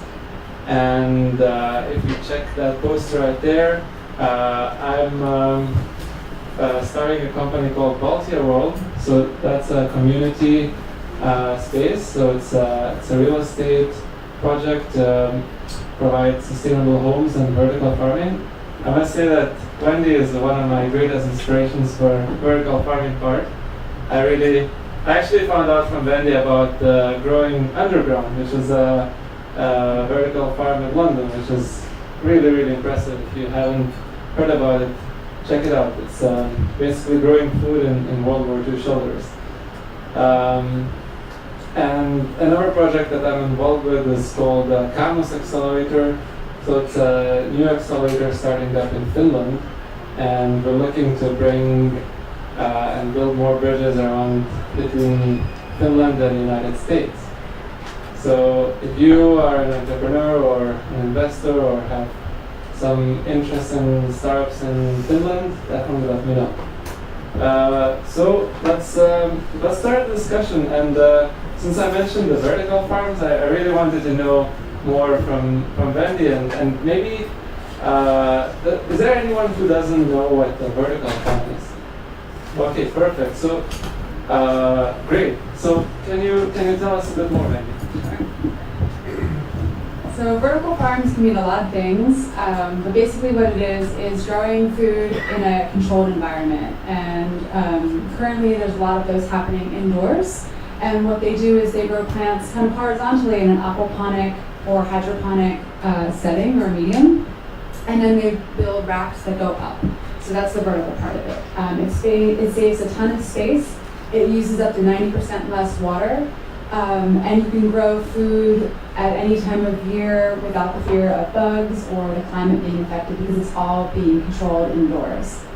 So that's the most common model of that, but there's also other outdoor vertical farms. Sometimes buildings are considered to be vertical farms if they're growing a lot of foliage up, outside. But the industry term right now is basically controlled environment agriculture, which is indoor and kind of stacks and rows. Can you tell us what's the difference between aquaponics and hydroponics? Sure, yeah. So there's a bunch of different ways you can do vertical farming. The traditional way is really just with hydroponics, and there have been a number of industries that have kind of perfected that. A lot of artisanal plants, cannabis, and things like that have been working in the hydroponics world for a long time to perfect the different nutrient solutions. But that's basically just saying that plants are being grown in nutrient solutions along like a pipeline. Aquaponics is another way to do it, where instead of having just continual water flow, aquaponics is having the nutrients come from fish. So instead of having like a nutrient paste or some kind of nutrient solution that you would put in the water, aquaponics is all done, the nutrients come from fish. So you have a big fish tank in one side of your farm, and then as the fish poop, that poop is broken down by different bacteria in the system and then fed to the plants. So that is a closed loop system and works really nicely. There's another type of hydroponics that's called aeroponics, which is instead of having liquid flowing through the cavity at all times, they just spray the roots at certain times of the day, so the roots are always wet, but it uses even less water, so up to 90% less water than traditional agriculture.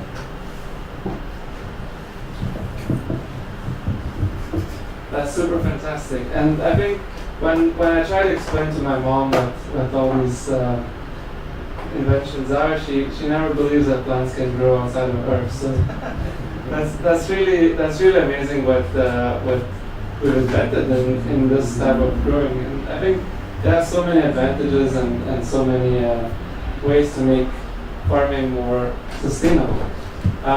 So another question would be around food production and how can we create more better processes for producing food and maybe like what innovations can we use, and maybe that kind of relates to what you're doing, David. Sure. So a lot of the discussion in the last hour has been about plants and animals, super important. That's what humanity has primarily eaten always. My interests tend to be more around microbes. So what are the possibilities of using microalgae, yeast, other fungi, and bacteria as sources of nutrients and therefore sources of food? And basically when you start looking at it, what you find is that microalgae are pretty good at producing fats and bacteria are quite good at producing protein. And carbohydrates is something that we're pretty good at making on land with traditional plants, so we won't worry too much about that. And so, the things that things about if you're trying to, create a substantial amount of nutrients at a low cost are what are the inputs required, or what we would call feedstocks? What's the true cost of them if you were to factor in all externalities, including carbon? And then, really what is the efficiency, how much CapEx is required to produce a pound a year from a facility, and of course OpEx, does it require power or other things? And then what is the value of that thing? Is it something that people are going to be interested in eating directly, or do those nutrients have to go through some kind of process to have value, whether that's being fed to a chicken or going through some kind of more significant artificial process to become tasty or palatable. So the good news is that some microbes can do amazing things. And ones that we're particularly interested in are ones that can use the same biomachinery as photosynthesis in green plants. So if you think back to 10th grade biology, you may remember something called the Calvin cycle. Right? The Calvin cycle is what takes carbon dioxide from the air, solar energy, and produces glucose, and essentially, therefore, everything that's required by these plant cells to divide and grow. So everything needed for life. And this is a particularly interesting biomachinery to think about, because the thing that we have too much of is carbon dioxide, right? We put 40 billion tons a year of greenhouse gas, carbon dioxide ton equivalents into the air. There's a reason why people are, forming tax credit. Even in the U.S. now, there's a $35 to $50 a ton tax credit. And so, if there's a way to take emissions of CO2 and turn them into nutrients and food, that would be a significant utilization. Although it's also interesting, can you take biogas? Can you take this whole category of troublesome waste streams and actually use some commodities and have a cheap way of producing high quality nutrients? So, in any case, I think that the future of food production includes, all the things that have been discussed today, but in many cases there's an opportunity for a fundamental layer under them that supplies them with what they need, supplies these food tech companies with nutrients that comes from the real wastes of civilization.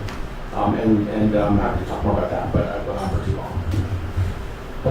No, I think that's super relevant, because when we had the pictures about reducing the CO2 levels in the atmosphere, I think that's definitely very directly related. So I think it's wonderful.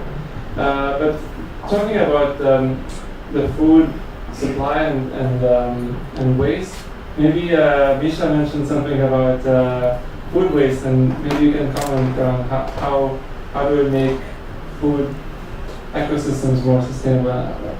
All this cycle where we produce food and then we waste a lot of food and then we produce more. So maybe a few comments.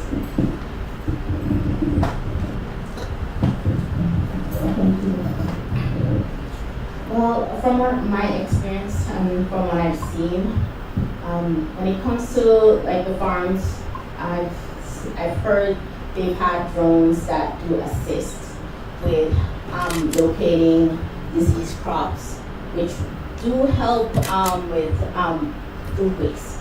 for instance, a lot of disease crops, they eventually get tied into actually good crops and they get tossed out. And also precision agriculture is also a great one with satellite imaging to help with weather predictions and also helping with maintaining the soil or actually seeing the soil maintenance does help with the food waste when it comes to the farms. Another look I would have to mention is restaurants. Like I said before, that's one of the really main places that waste a lot every day, 3 times for the day, everywhere. It's because of the lack of knowledge, the lack of training. We do have programs for food handler permits that helps chefs, well, permit chefs to prepare your food. But we don't have programs that teaches them not to waste food. So I would suggest probably starting somewhere where software can come into play. We do have a few software out there that restaurants do use to help with food waste, but there's no combined efforts where the software combines the restaurants and the suppliers. They both have their own software separately. And I've seen, like for example, retail companies that, like say shoe companies, they know from their manufacturers what's lacking in their stores. They do studies on their customers and what they buy, and they prevent their employees from over purchasing. But you don't see that with food. And a lot of young chefs, they come in there, they're excited, they want to try new things, they want to experiment on new dishes, but they don't take knowledge on making sure the recipe is on point and making sure that food doesn't get tossed out. So they just order and preset these orders, and every 3 days 12 cases come, and they already had 8 cases before, and it just gets tossed out in 2 more days. A lot of food goes bad in the restaurants, and I believe we can definitely fix it with probably some helpful tech and probably some knowledgeable restaurants and who want to do better, and chefs that want to make sure these practices are carried through. Do you think that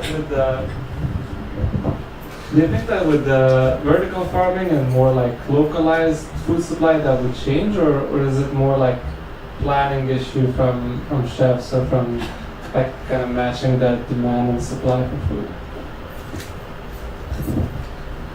Vertical farming is an awesome idea. I've seen some restaurants have their own personal vertical farms for all their herbs and roots vegetables. But like I said before, a lot of things, you can't grow everything at a restaurant. There's only certain things you're limited to. So for other items, you'd have to possibly be able to, you have to train your employees to do better, and you have to have the better software. Inventory is one of the main reasons that food gets wasted in the restaurant industry. Oh, good.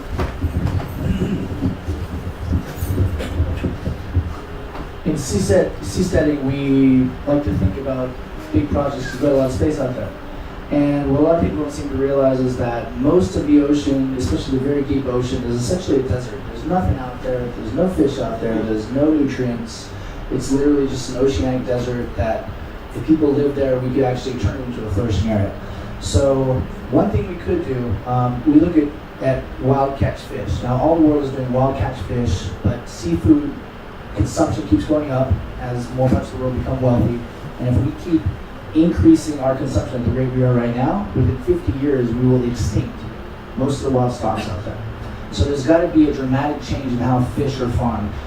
I mean, we need to start farming fish, we need to stop wild catching them, we need to start investing in turning the ocean into a farm instead of a place that we hunter-gatherer, So we think about ways that we could create giant pens and create food systems where we raise plankton into sardines, feed sardines to tuna, feed tuna to people, that kind of thing, where it's not subtractive from the environment. It's creating food instead of just ripping out the ocean and destroying these wild groups. Secondly, biodiesel. Let's talk about carbon neutral fuels. It's been estimated that if you had a biodiesel farm of 100 kilometers by 100 kilometers wide, you could replace world oil production. So think about that. 100 by 100. 100 kilometers by 100 kilometers. Whoa. So how would that work? That's not that much. It's really not. And you can do it mostly automated because you just have little boats towing things around that have GPS sensors in them and do everything for you. So here's how that would work. You would have probably an OTEC system that's producing fresh water for you. And you want to produce algae, but you don't want to produce saltwater algae is the trick. Because if something went bad and your system rips open, all these algae were to fall out into the ocean, it would mean eutrophication immediately. So what we're going to do instead, we're going to use freshwater algae on the ocean. And we're going to create plastic tubes that have gaseous membranes in between. They can actually do oxygen trade with the seawater. And since there's fresh water in them, freshwater floats on salt water. So you have these meter-wide bags. You fill them up maybe halfway with fresh water. You put the sea algae into them, and you put methane gas or CO2, whatever you want to put in there. And you let them sit on the surface of the ocean. They're doing gas exchange underneath them, and they're absorbing sunlight from above them. And you let them sit out there for a month, whatever it takes for them to grow to the saturation point. And then you just reel in the plastic bag, recycle it, put out a new bag, and you can just do this forever, basically. And if some fish comes by and rips up your bag, the freshwater algae die instantly and it will become food stock for fish. So it's completely no problem. You just need a lot of water, you need a lot of space. And so what about the oils? Is that like formed in the same bag or? The algae themselves, like he was talking about, are really good at producing lipids, oils. Yeah. And they've done a lot of genetic engineering work on trying to create specific stocks that are really good at producing extra lipids. They found out that using methane, they'll go into a higher fat production mode. There's been a lot of work on that. There's still a lot of continuing work. And you see the price of biodiesel continually getting smaller and smaller and smaller and smaller. Recently it was about, I think it was twice as much as regular gas, but that was using a system on land where they're having to pay land fees and creating pools and all this stuff. They're not taking advantage of these economies of scale that you can have out in the ocean with automatic everything. So I think, it's not really too far off that something like that could be price competitive and all of a sudden we're carbon neutral worldwide. I mean, if you want to look at why world oil prices are going down, in my opinion, is because the Saudis, the Middle East knows that this gravy chain that they're on is not long for this world.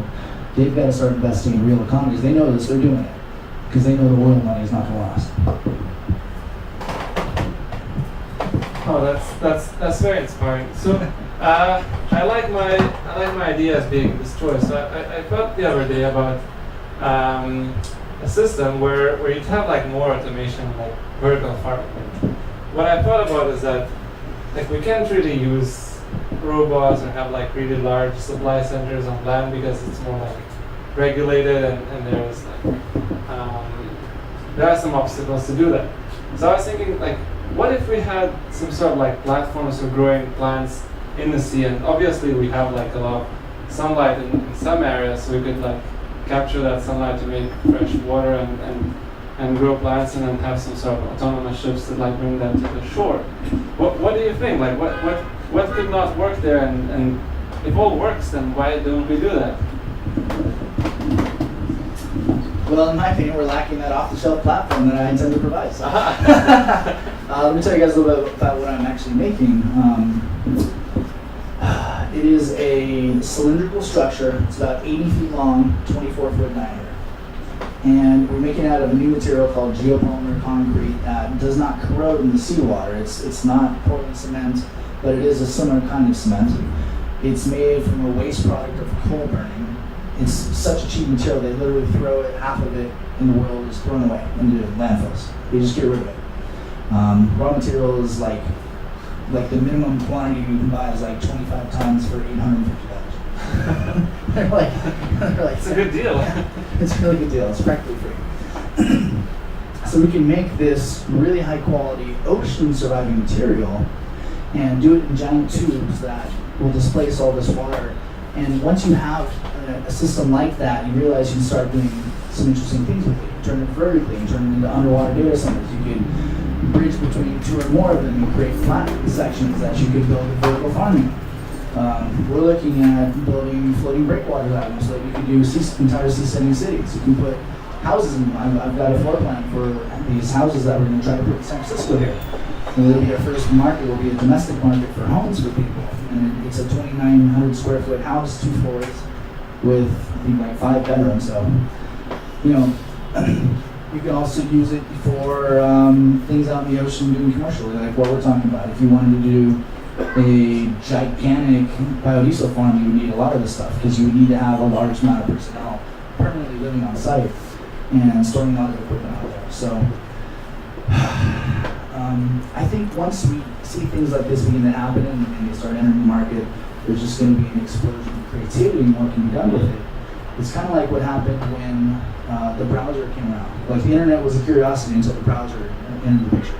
And then people realized, hey, we can mass market with this. So I think I look at that platform, we just need a platform to be out there and do things with, and then it all takes off from there. So when the float house is like a browser in the ocean. Right now, I've been showing around a little bit. We're building the scale model. I've got the engineering done. I've engineered how to produce it alongside it, and we're now building scale models, desktop scale models right now, and seeking funding with that. And then I'm moving up to a half scale that we can do some other things with. And then it'll be full scale next year, I hope. Be the first one. Can I ask your question? Yeah, of course. So, to paraphrase a little, so Jacques Cousteau said we must farm the oceans as we farm the land. And he wasn't talking about mussels and he wasn't talking about fish. Like ultimately he had to be thinking about seaweeds and marine agronomy essentially.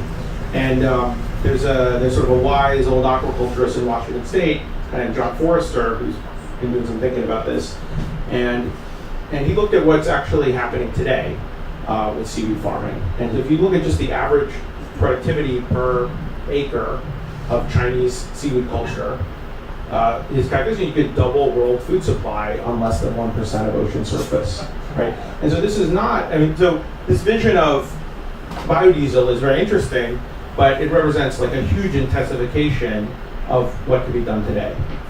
And I think it's probably more, most realistic to think about something that can be done today, can it be replicated at the same time that you increase its efficiency? And one of the reasons why, seaweed culture is not growing more quickly is because there's only so much you can do with seaweed when you just pull it out of the water, right? What's really needed is some kind of biorefinery that takes the seaweed as its input and then can render different seaweeds into food, feed, fuel, and fiber. And then you get all the value out of it and you make it much more fungible. Sort of separately, other groups have been making flour substitute from seaweed, and they've achieved a drop-in replacement that is not distinguishable from wheat flour that's made entirely from seaweed. I don't know what the costs are, unfortunately. I wish I could cite that, because I think it's very important when we talk about efficiencies to, as much as possible, boil it down to dollar efficiencies. Otherwise, we're not looking at sort of the reality of how change happens. So going back to the farm on water, what do you think, Wendy? What about the obstacles that we might have to kind of create these farms on water, and if there are any? Yeah, I think it's probably the same obstacles we have with them on land. I think with having a farm on water, we have to make sure that, there's good desalinization and not expensive desalinization too, because that's definitely a huge cost right now. The other huge cost in vertical farming is lighting and making sure, the lighting is correct for the plants in the part of the cycle that they're in. LEDs are getting more advanced every day, so I would say there's definitely a lot of opportunity for those costs to come down. But yeah, I think that probably the limiting factor would be the cost of those two things. And also, just thinking about how you keep all the salt out, right? I'm sure you guys have designed very well insulated, what are the pod structures? Floating? Yeah, float houses. Float houses? Yeah, so just thinking about how to keep the environment as closed as possible, and especially from the elements I would see out there. So my solution: keep the environment as open as possible. Use the sun and the salt in the water. Very cool. So, so I was thinking, Meisha, what do you think about? You're doing like pastries. So, what would you think about using like alternative ingredients like flour from seaweed, or like like what do you think are like the least sustainable options that you kind of have to use right now, but could be replaced maybe in the process in the future?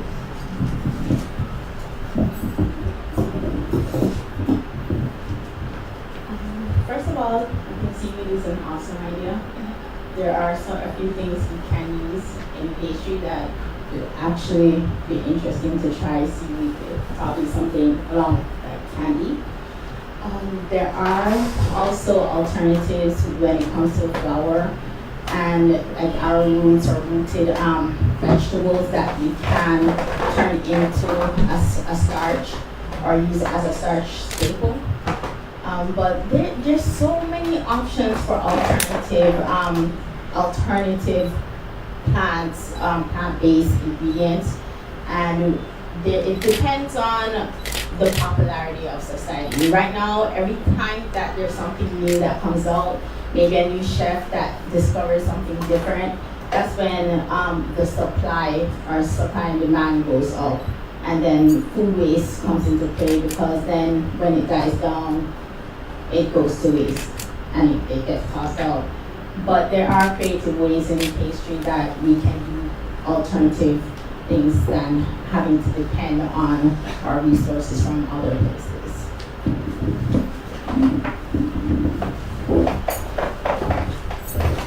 Alright, so now I wanted to maybe talk a bit more about the on-land production of food.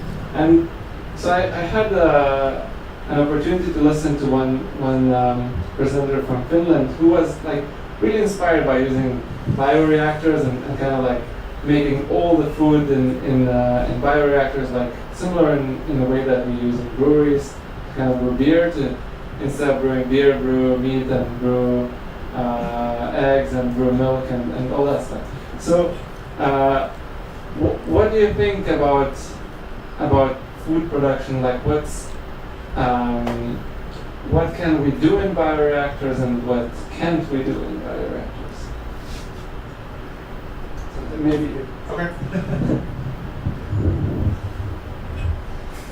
So we're seeing a lot of companies producing interesting food components in bioreactors, whether it's egg whites without chickens, casein protein, the key thing in milk, without cows. All of the clean meat things that we've been talking about are bioreactor or fermentation driven. Plant-based meats. When we go beyond plants to all these sort of non-fauna-based organisms, the search for things beyond soy and corn and wheat can certainly include all the microorganisms that are the reason why bioreactors exist in the first place. So I think that it's like many areas of the economy. What you tend to see is that high value products are produced and adopted first, and then as scale increases and there's more expertise, costs come down, and then you can produce lower cost products. And so it will start with things like replace like omega-3s. So there's a lot of investment now in various ways of producing EPA and DHA through fermentation. There's a huge project went up in Nebraska that's being done by DSM and Evonik to make this. But eventually it'll be more the staple products like chicken, beef. We have an IndyBio colleague that's doing tuna without, or let's say Toro without tuna, right? Called Finless Foods. So there's going to be a huge opportunity for bioreactor created foods. But for every company that has a smart business plan and a good technology, there are probably going to be 10 where there's really something broken on one side or the other. And so I think it's important for the community to try to be effective at supporting companies and directing resources to the ones that are really going to make change and drive this. I think the hardest things to replace are the things that we've become exceptionally good over 20,000 years of agriculture producing, grains and oilseeds. So that would be the last thing, or maybe the thing that is never replaced by fermentation. And do you think we need to replace these, or is that?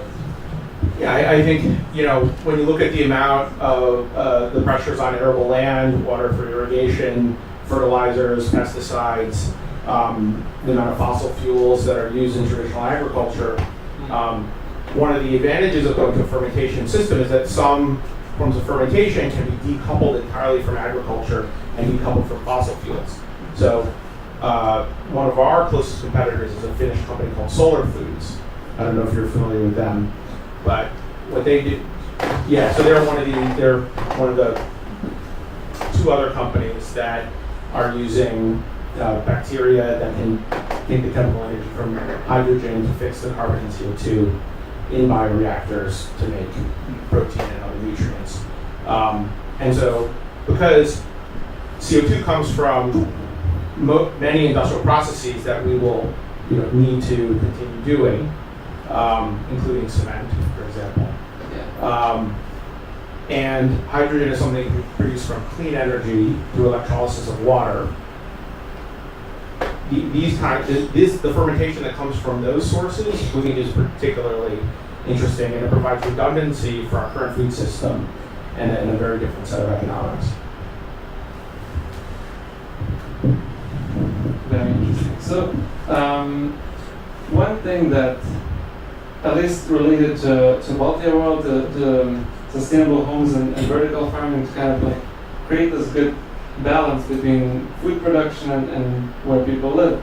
And I think we haven't addressed yet that much the topics on how are people gonna live. So Michael kind of mentioned a bit about using float houses made from materials left over from carbon burning.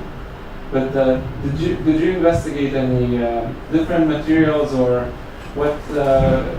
How do you imagine like this new type of living in sort of like these new houses?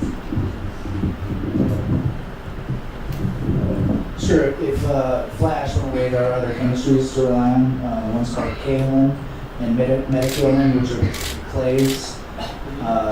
Worst case scenario, you could literally grind rocks and make your own clay like that. So I'm not too worried about that.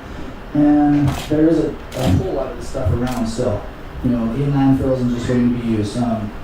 In the Seaside community, here's our grand dream would be that we create these areas and spaces and reasons to live offshore, and that they end up being such attractive places for young people and people looking for opportunity and freedom and jobs and places to live, that we end up attracting the world's youth to them.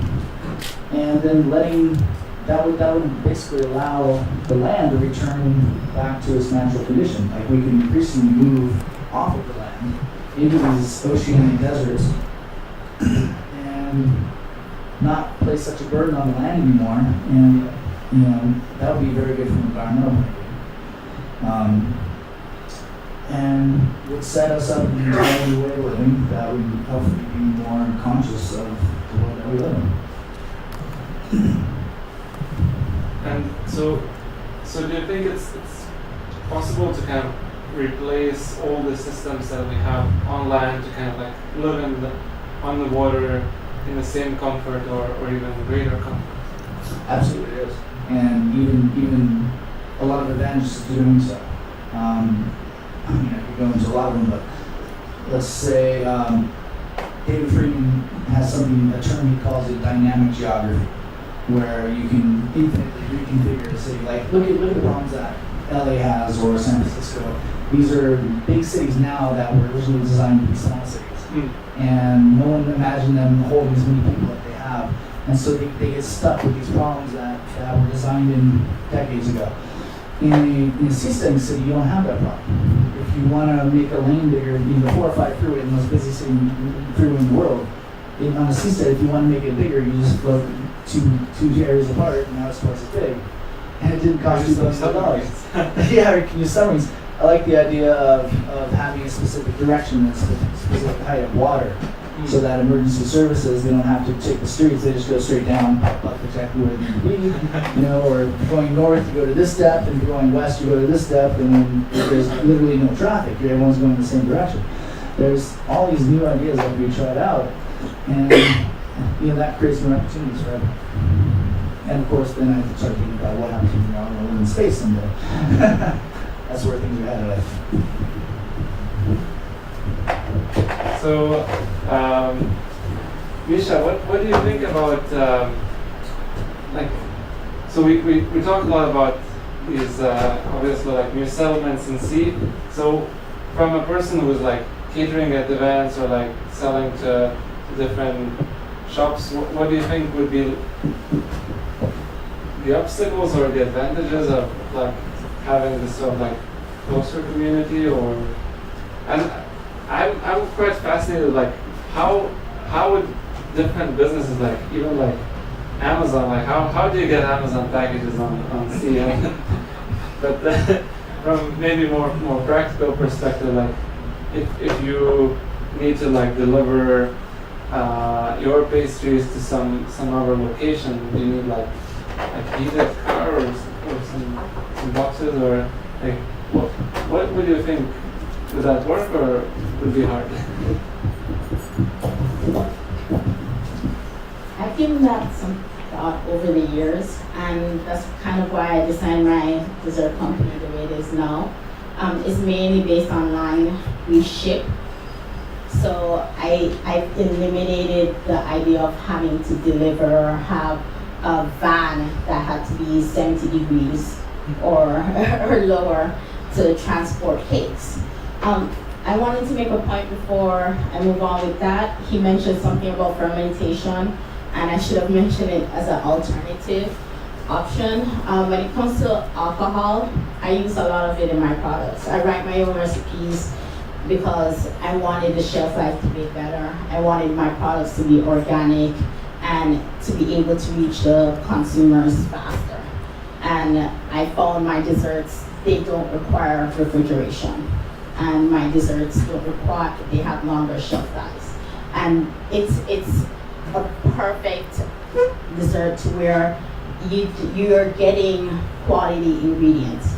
So fermentation plays a huge part in baking, and finding alternatives within something as simple as alcohol is a great idea. Also with transporting, I don't need to ship my desserts with frozen items to keep it cold. It can go across the state and still reach intact, still as though they just walked into the bakery and have something fresh. So it is possible to reach that point and to have a product that meets those requirements.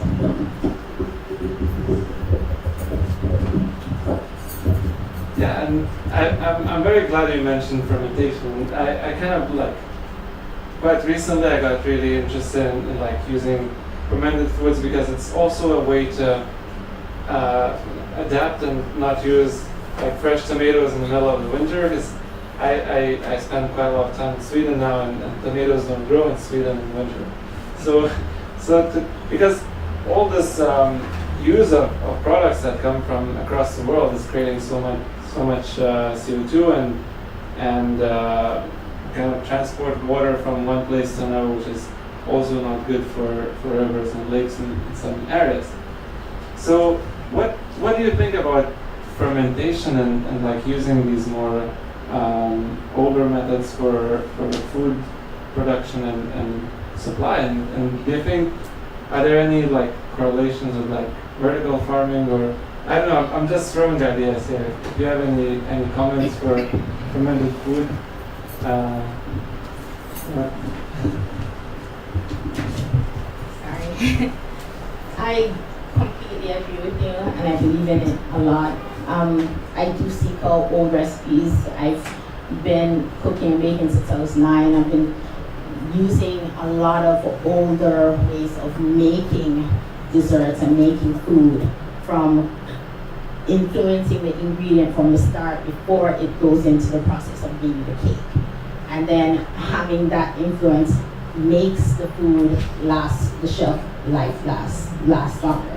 And that's one of the things that we are lacking now. We've forgotten certain techniques over the years that possibly your great-grandmother used to use.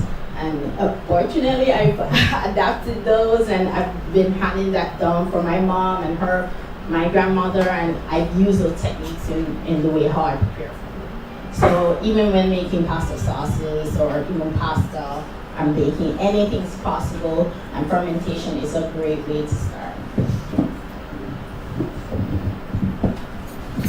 This isn't about vertical farms, but as an anthropologist who studied food, I can tell you that in every culture in the world, there's been some sort of fermented food that has been the staple of that culture. And a lot of that, to your point, has been wiped out or forgotten, or it's not passed down. But I think we're starting to see a revival of that. So, the kombucha trend, kefir, sauerkraut, probiotics are totally trending right now. So, I think fermented foods are definitely good for us, and they've historically been a part of our lives.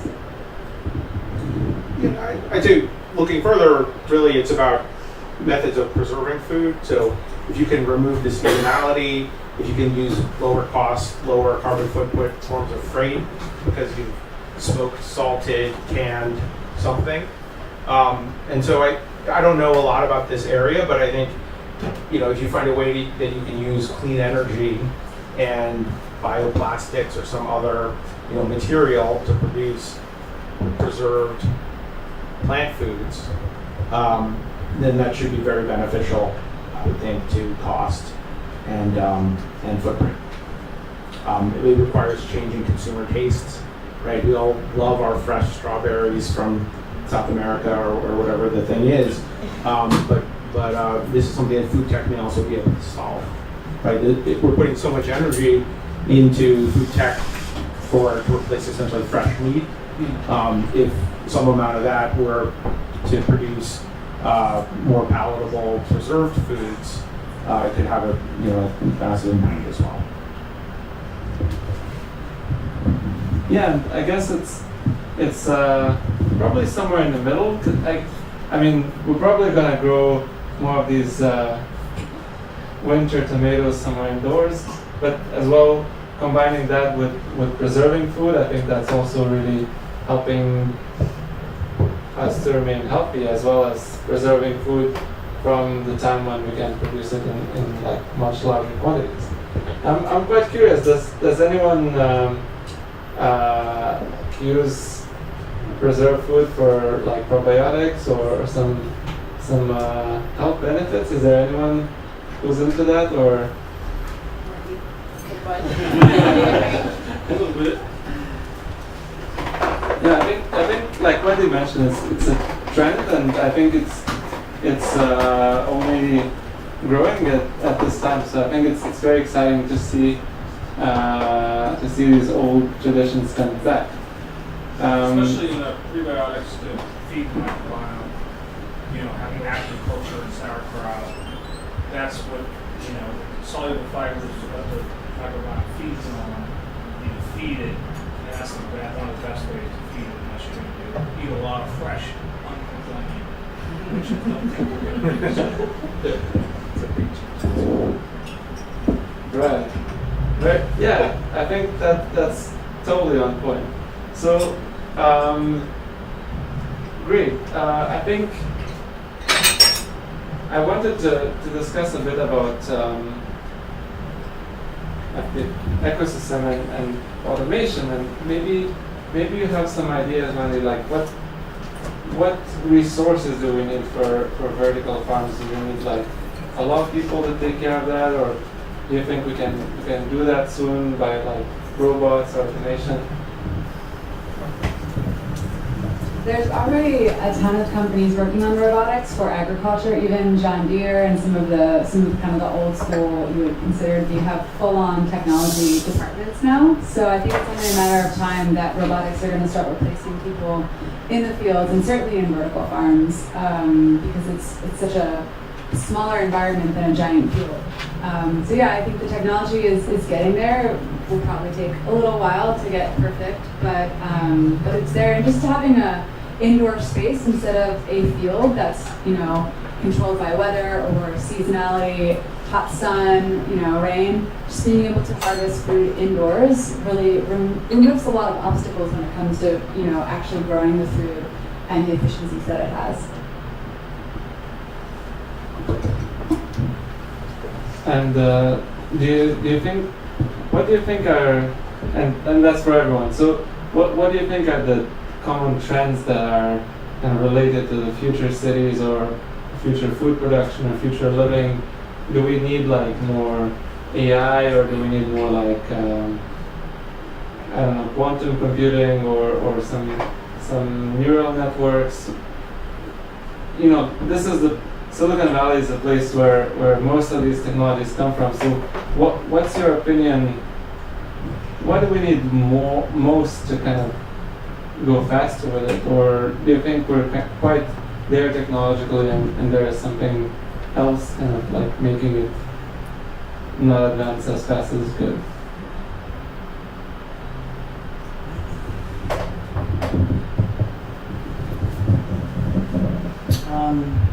A lot of it comes down to the cost of energy, believe it or not. And society tends to advance rapidly technologically when there's a breakthrough in energy costs. And we're actually about to have one. Fusion is about to take off. They're being very quiet about it, but the first energy positive fusion reactor will go online in roughly 2020 called ITER. Where is that? It's in Europe, I know somewhere. I can't remember. In Switzerland, something like that.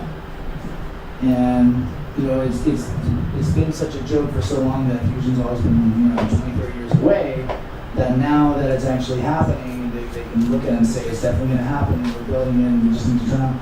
They're being very quiet about it because they don't want anything to go wrong. They want to be like, just give me the big headlines when it finally actually happens. But energy costs going down would be huge for us. And it would just, all of society would rapidly advance, but it means positive benefits from us, all areas of the economy.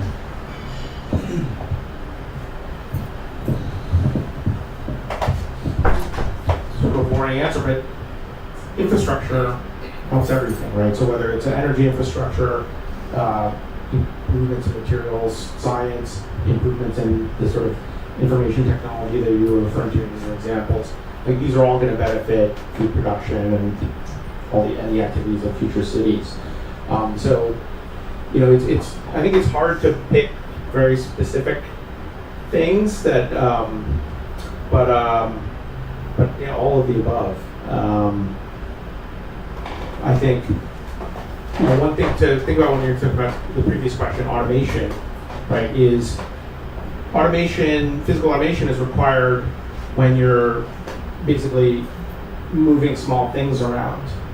Right? Automation is not really required when you have substantial flows of liquids or gases. Right? So if you can industrialize food production, it becomes extremely low labor and low robotics because it really becomes more like plumbing. So that's another answer to how to avoid labor costs, if that's what you're into. Yeah, that's a great summary. I think that's a very good point. That right now we kind of see the food production as more in traditional sense, which is quite labor intensive, and I think when we have bioreactors with like a lot of flow, and I mean the same applies to vertical farming when we have nutrients floating around and we can calculate how much and what we need. It's kind of easier to make it more automatic. So maybe one of the last questions I had for David. So you work with investing, and what do you think are challenges or trends in investing? And if there were some entrepreneurs in the room working on future of food or reducing CO2 or seasteading, like what would you think are the needs or challenges they kind of need to look and address?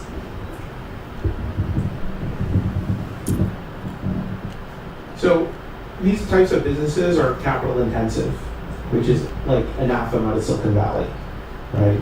So you really, if you're gonna be an entrepreneur and start one of these businesses, it has to be with the understanding that you're really starting with a significant disadvantage in being able to get the fuel that your company needs to survive and grow in the form of capital. And so you better choose an area where you're confident that you can get grant money, or that there are going to be angel investors or crowdfunding or foundations, where there are basically other sources of capital that are going to get your business to profitability. And what we are seeing is a slow increase in the number of startups, serious startups in these sectors.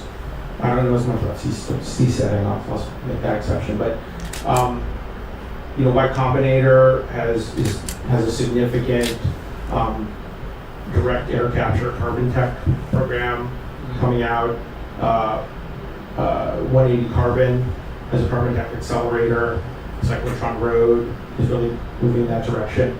And when you look at the trends in food and ag investing, like early stage venture style food and ag investing, that's been increasing. That had a very high rate of growth in recent years. So I think it used to be a terrible place to do a Silicon Valley style startup, and now it's just sort of bad. But there's increasing attention, and I think what you need to be wary of is now we're in a period where there's a lot more awareness about these sectors, but the amount of time it takes for VCs to go from awareness to comfort in investing in seed round or Series A is, could be more than a decade still, I think. So it's spend as much time as you can talking to the companies that have actually done it is the only real advice I think I can give. Besides, like, be wary and you need to be, I think, 10 times more sure of your business and technology than someone who's going to produce an app to justify moving forward from an early stage. Yeah, that's very good number to kind of put in. I think 1 to 10 is about where we are right now in terms of like the speed of producing hardware and software. Do you have anything to add about investment or trends?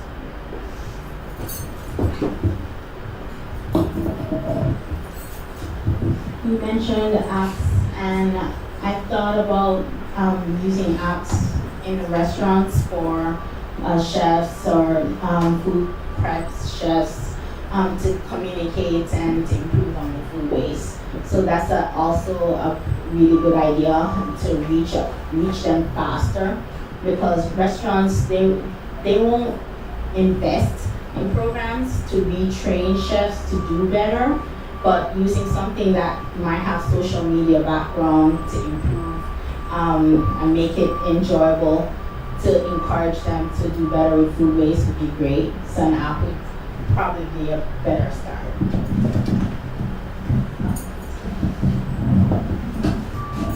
Just have a comment about trends with food. I think, we live in San Francisco. It's a very liberal society, and we're all about eating healthy and being healthy and, kind of like the latest kale smoothies that are coming down the block, right? But I don't think the rest of the world works like that. And so to get people to adopt, lab-grown meat into their diet, or even try it at, the burger place down the road, it's going to take a long time. People are very picky about what they eat, and especially adopting new things that might not feel natural or normal to them. I don't know if you've ever tried to get your grandpa to order a salad when he's used to eating, fried chicken, but it's very hard to convince people to eat differently. So I think it's definitely a long road ahead of us to get even adoption of some of these things in, cities outside of San Francisco.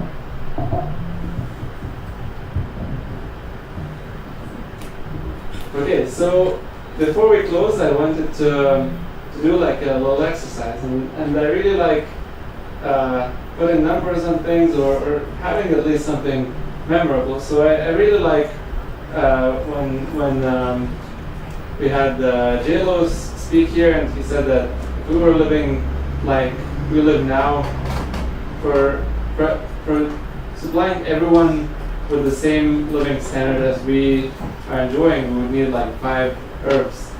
Or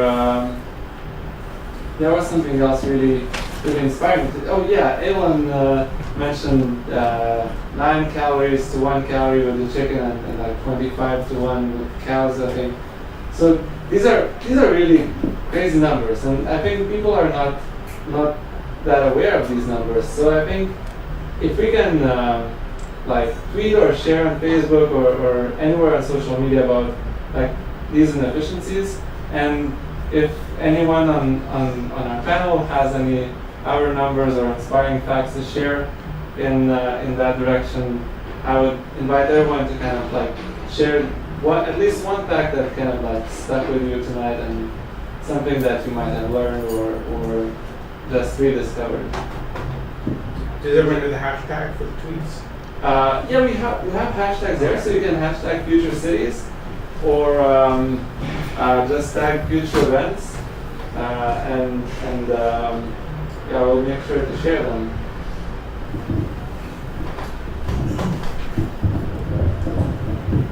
I'll just say again that we have to absolutely switch to fish farming within the next 50 years, or we're going to extinct all those wild stocks.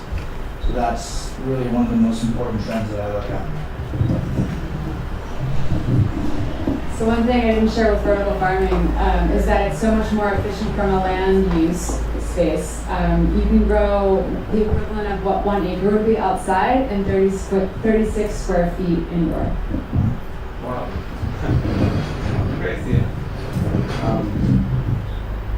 So Nigeria has 4 cement plants. They produce about 12 million tons a year of cement, which is about 12 million tons a year of CO2. So, when if we were given access to that and NovoNutrients, we could replace all reduction fisheries. So the 20 million tons a year of fish that are caught, not to eat, but to feed other animals, whether it's fish, pigs, or chickens. So 20 million tons, probably about 400 billion fish a year. So one country's 4 cement plants replace 20 million tons a year of fishing. And there's only 100 million tons a year of fishing. So 12 cement plants will produce enough fish for the world.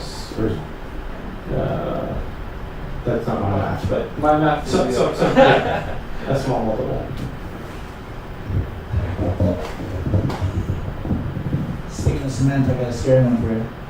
China in 2017 produced as much cement as the U.S. did in the last 50 years in 1 year. And every pound of cement is 1 pound of CO2 going into the atmosphere.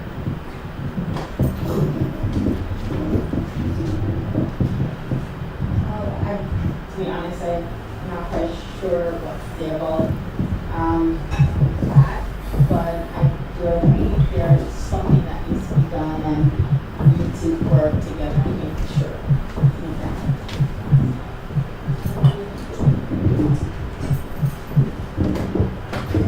Thanks, everyone. So let's have a few questions from the audience. If you have any questions before we, go for it. So for vertical farming, like when you look at like the cost of producing, I think for vertical farming there's a lot of lettuce, right, with this popular crop. So like what does it take for vertical lettuce production to actually compete with like the traditional? Like, are you guys? Is it already the same price per pound? And if it is, like, why aren't people buying that as opposed to field grown? So the thing that it takes is scale. There's a couple companies on the East Coast that are doing this really well right now, and they're actually selling to local farmers markets, they're selling to Whole Foods, and they're selling to restaurants and things like that. So I think one of the problems with vertical farming at the moment is that it is mostly just leafy greens that people are growing. They're experimenting with strawberries, they'll get there, tomatoes and things like that with flowers, but leafy greens are much easier and cheaper to grow because you don't have to change the light very much, and the nutrients stay the same because nothing's flowering. I think currently the price point is about the same. Same thing with like herbs too, like mint and things like that. You'll see, and you can even find them here. Like at Buy Right sometimes, or if you use goodeggs.com, they have hydroponically grown things, produce. So the price point is about the same, but it's really going to be farm to farm based on scalability.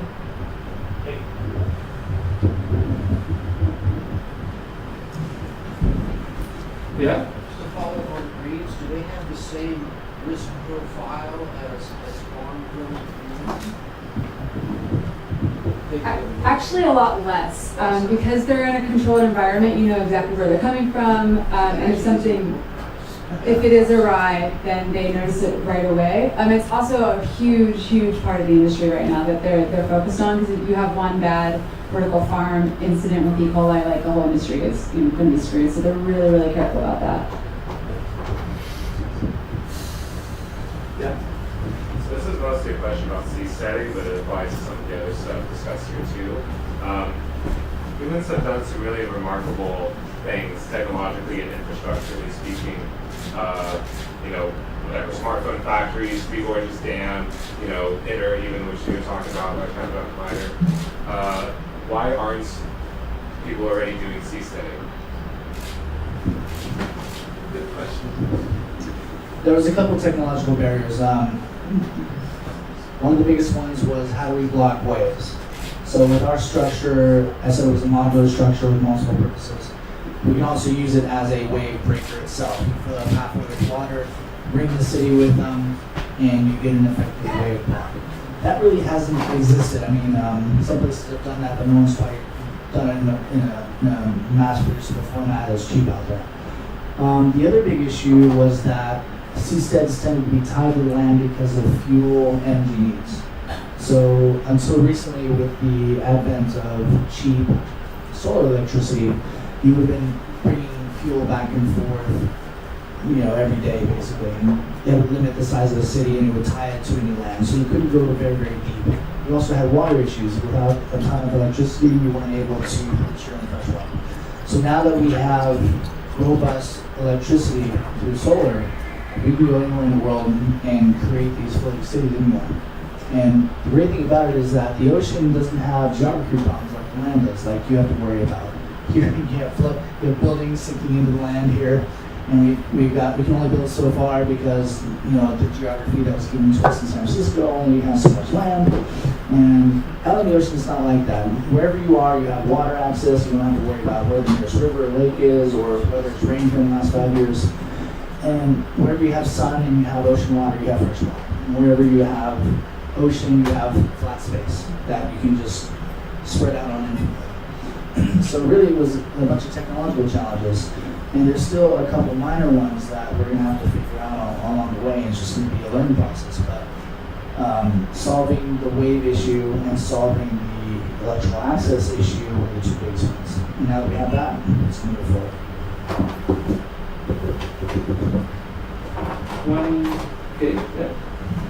So I come from the world of regenerative food systems, and when I hear conversations about cellular agriculture and automation, yes, all that is super exciting. It's kind of undeniable that that's in the future.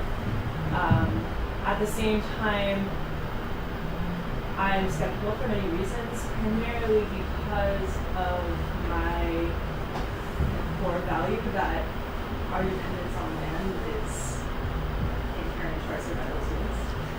Like that relationship the more that we abstract ourselves from the ecosystem upon which we rely, the more fucked we are essentially.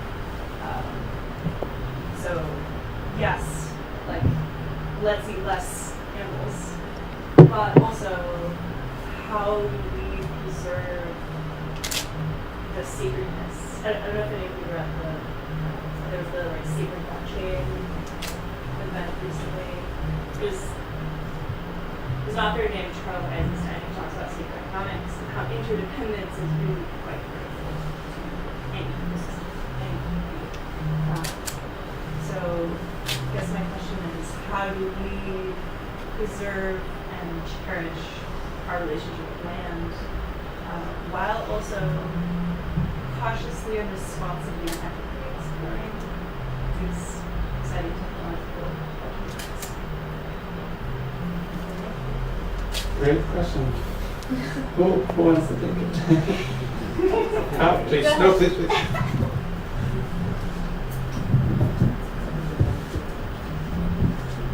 I can definitely relate. Growing up, I was taught how to plant certain crops, certain things, and was able to pick and then learn how to prepare it. But from what I've seen over the years and how people eat, I think we need to start eating what's needed for our bodies first. And there's a lot of history when it comes to certain foods that are beneficial for our health, that prevent diseases, the spices that are found in different countries. But right now we're concentrating on just eating for comfort and based on popularity. And that's where a lot of food costs, food waste, a lot of things that are not needed get thrown into society. So there should be a balance. And I think we should still have crops being planted, and we should have an option for vertical farming. It's just, where do we start first? Are we starting for medical purposes, where we're consuming things that are supposed to be consumed for health? Or do we start where we're just doing it, eating for pleasure only and comfort? I think the answer is you bring the land with you, and you bring that relationship with you, and no matter where you are, we're going to be relying on certain ecosystems that you're talking about, so you bring those with you. If we are living on the ocean, we're going to plant forests out there. We're going to have gardens. It's going to happen for sure. You know, no one wants to live on a concrete desert that doesn't have any greenery around, right? And if we're living in space 200 years from now, they're going to bring those forests with them there too. So I don't think there's any risk of that not happening, because we just, as human beings, we're so psychologically tuned to that, where people just get in a happy mood when they can walk around in the forest, and people just want that. So it's going to happen because people want it. I think if you look at the state of the land right now, especially with modern day industrial agriculture, we've already just been destroying it for years and years and years. And I think with vertical farms, we have the opportunity to give some of that land back to nature and really, let nature do its thing for a little while. Whereas we can grow food for the masses that are only going to get larger and larger, right? Our population's only going to get more and more abundant, and we're going to need more and more land. So to be able to do that inside, I think, will help the land go back to, as natural spots that people can really enjoy it as it should be, not as a grown crop field that's been damaged. I would suggest there's a particular kind of like political and property law reform that might be interesting. I think one of the reasons why people remain comfortable with private ownership of farmland is because there's this illusion that farming is non-extractive and that the land will be perpetually valuable, and so it doesn't, damage the public. I think that we should find a way to price in the externalities of overusing and reducing the value of land, and that would be the best way to encourage regenerative agriculture, and the way to make something sacred is to give it value. Yeah, I think it couldn't be better put. I think it's really, now we have this problem with so many people trying to use the land and make farming more efficient by just like industrializing the process more and more, which is really damaging. And I can really echo what Wendy said, that if we just continue farming like we do, it's really destroying the land. So I think combining new innovations with our respect for the land, we can really maintain that balance, or even make it even better to kind of only use the land for the processes that we need, and otherwise enjoy that land and maybe have more forests or have more spaces to relax, instead of having all destroyed soil with no more water and full of fertilizers. Yeah, maybe two more questions, Tom, and then. Hit somebody with this. Okay. I put out a challenge. I'm Canadian, and I put out a challenge called Seed to Feed 12 years ago to plant one heirloom seed, to grow enough food to feed yourself one day or 1 year or for the rest of your life. I have about 8 million seeds, non-GMO seeds in my seed bank now, and I attest to this whole carbon offsetting of ISO 14 and 6.4, and the understandings of permaculture designs, and the understandings of being a school teacher and a single mother that has not enough money to feed my kids. How do you mechanize everyone to start localizing food? Because technically speaking, we're very lazy people. I'm so sorry that I didn't know about this earlier, understand what was going on here and what it now. So my question to you is like carbon offsetting and education, the chicken and the egg. Without us knowing, I've given away a lot of seeds and plants. People kill them. I don't give up my heirloom non-GMO seeds anymore because people do not have the education in them, unfortunately, to know how to plant and transplant and plant and transplant. I planted 8,000 garlic bulbs with my mother before I left in northern Ontario. So I attest to people that want to bring things together, but until we learn actually how to plant a seed and adopt a plant, we're talking about building ecosystem builders and technologies without knowledge and education for ourselves to grow one seed to feed ourselves that day, that week, that year. So my question to you is, how do you grow a plant this year to feed yourself? Yes.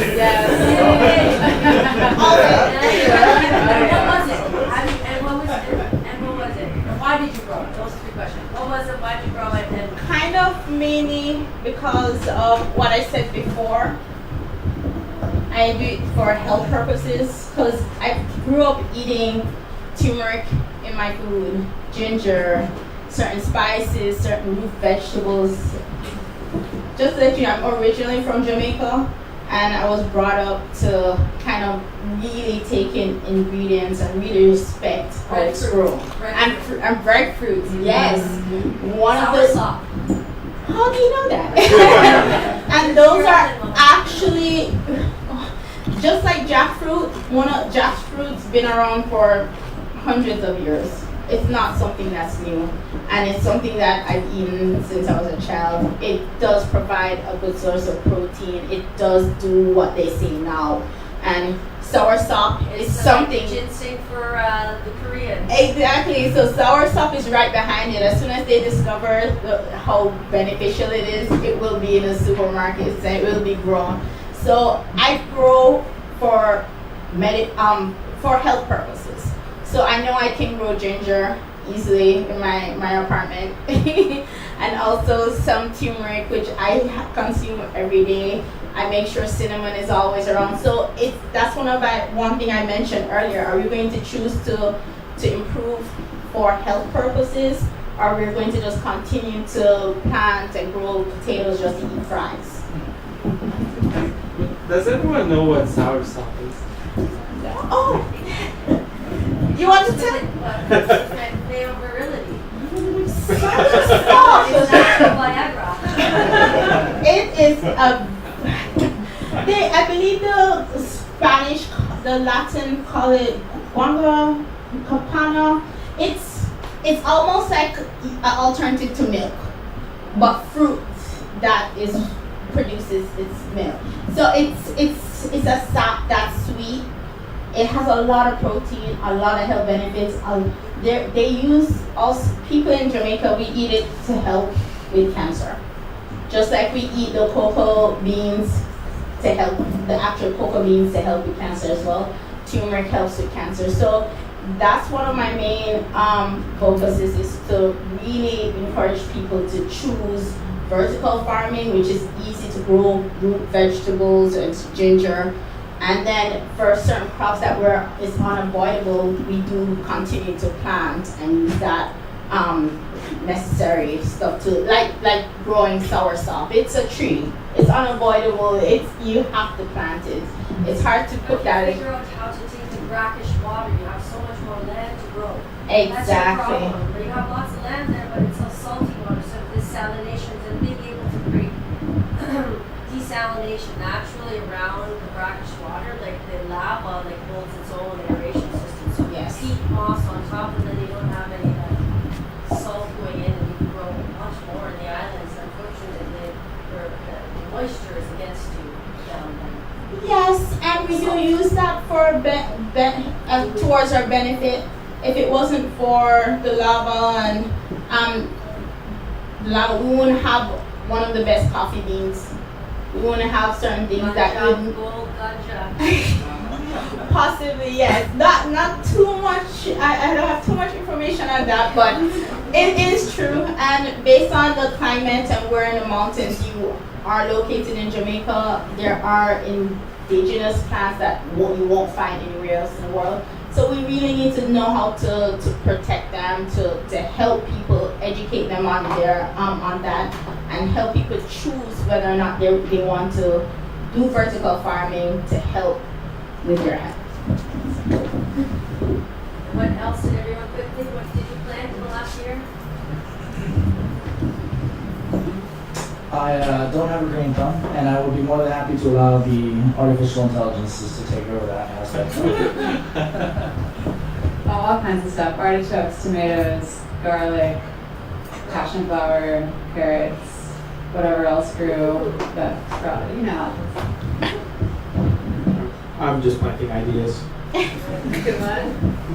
I planted chili, tomato, dill, basil. You got all salad garden. Yeah, I love salad.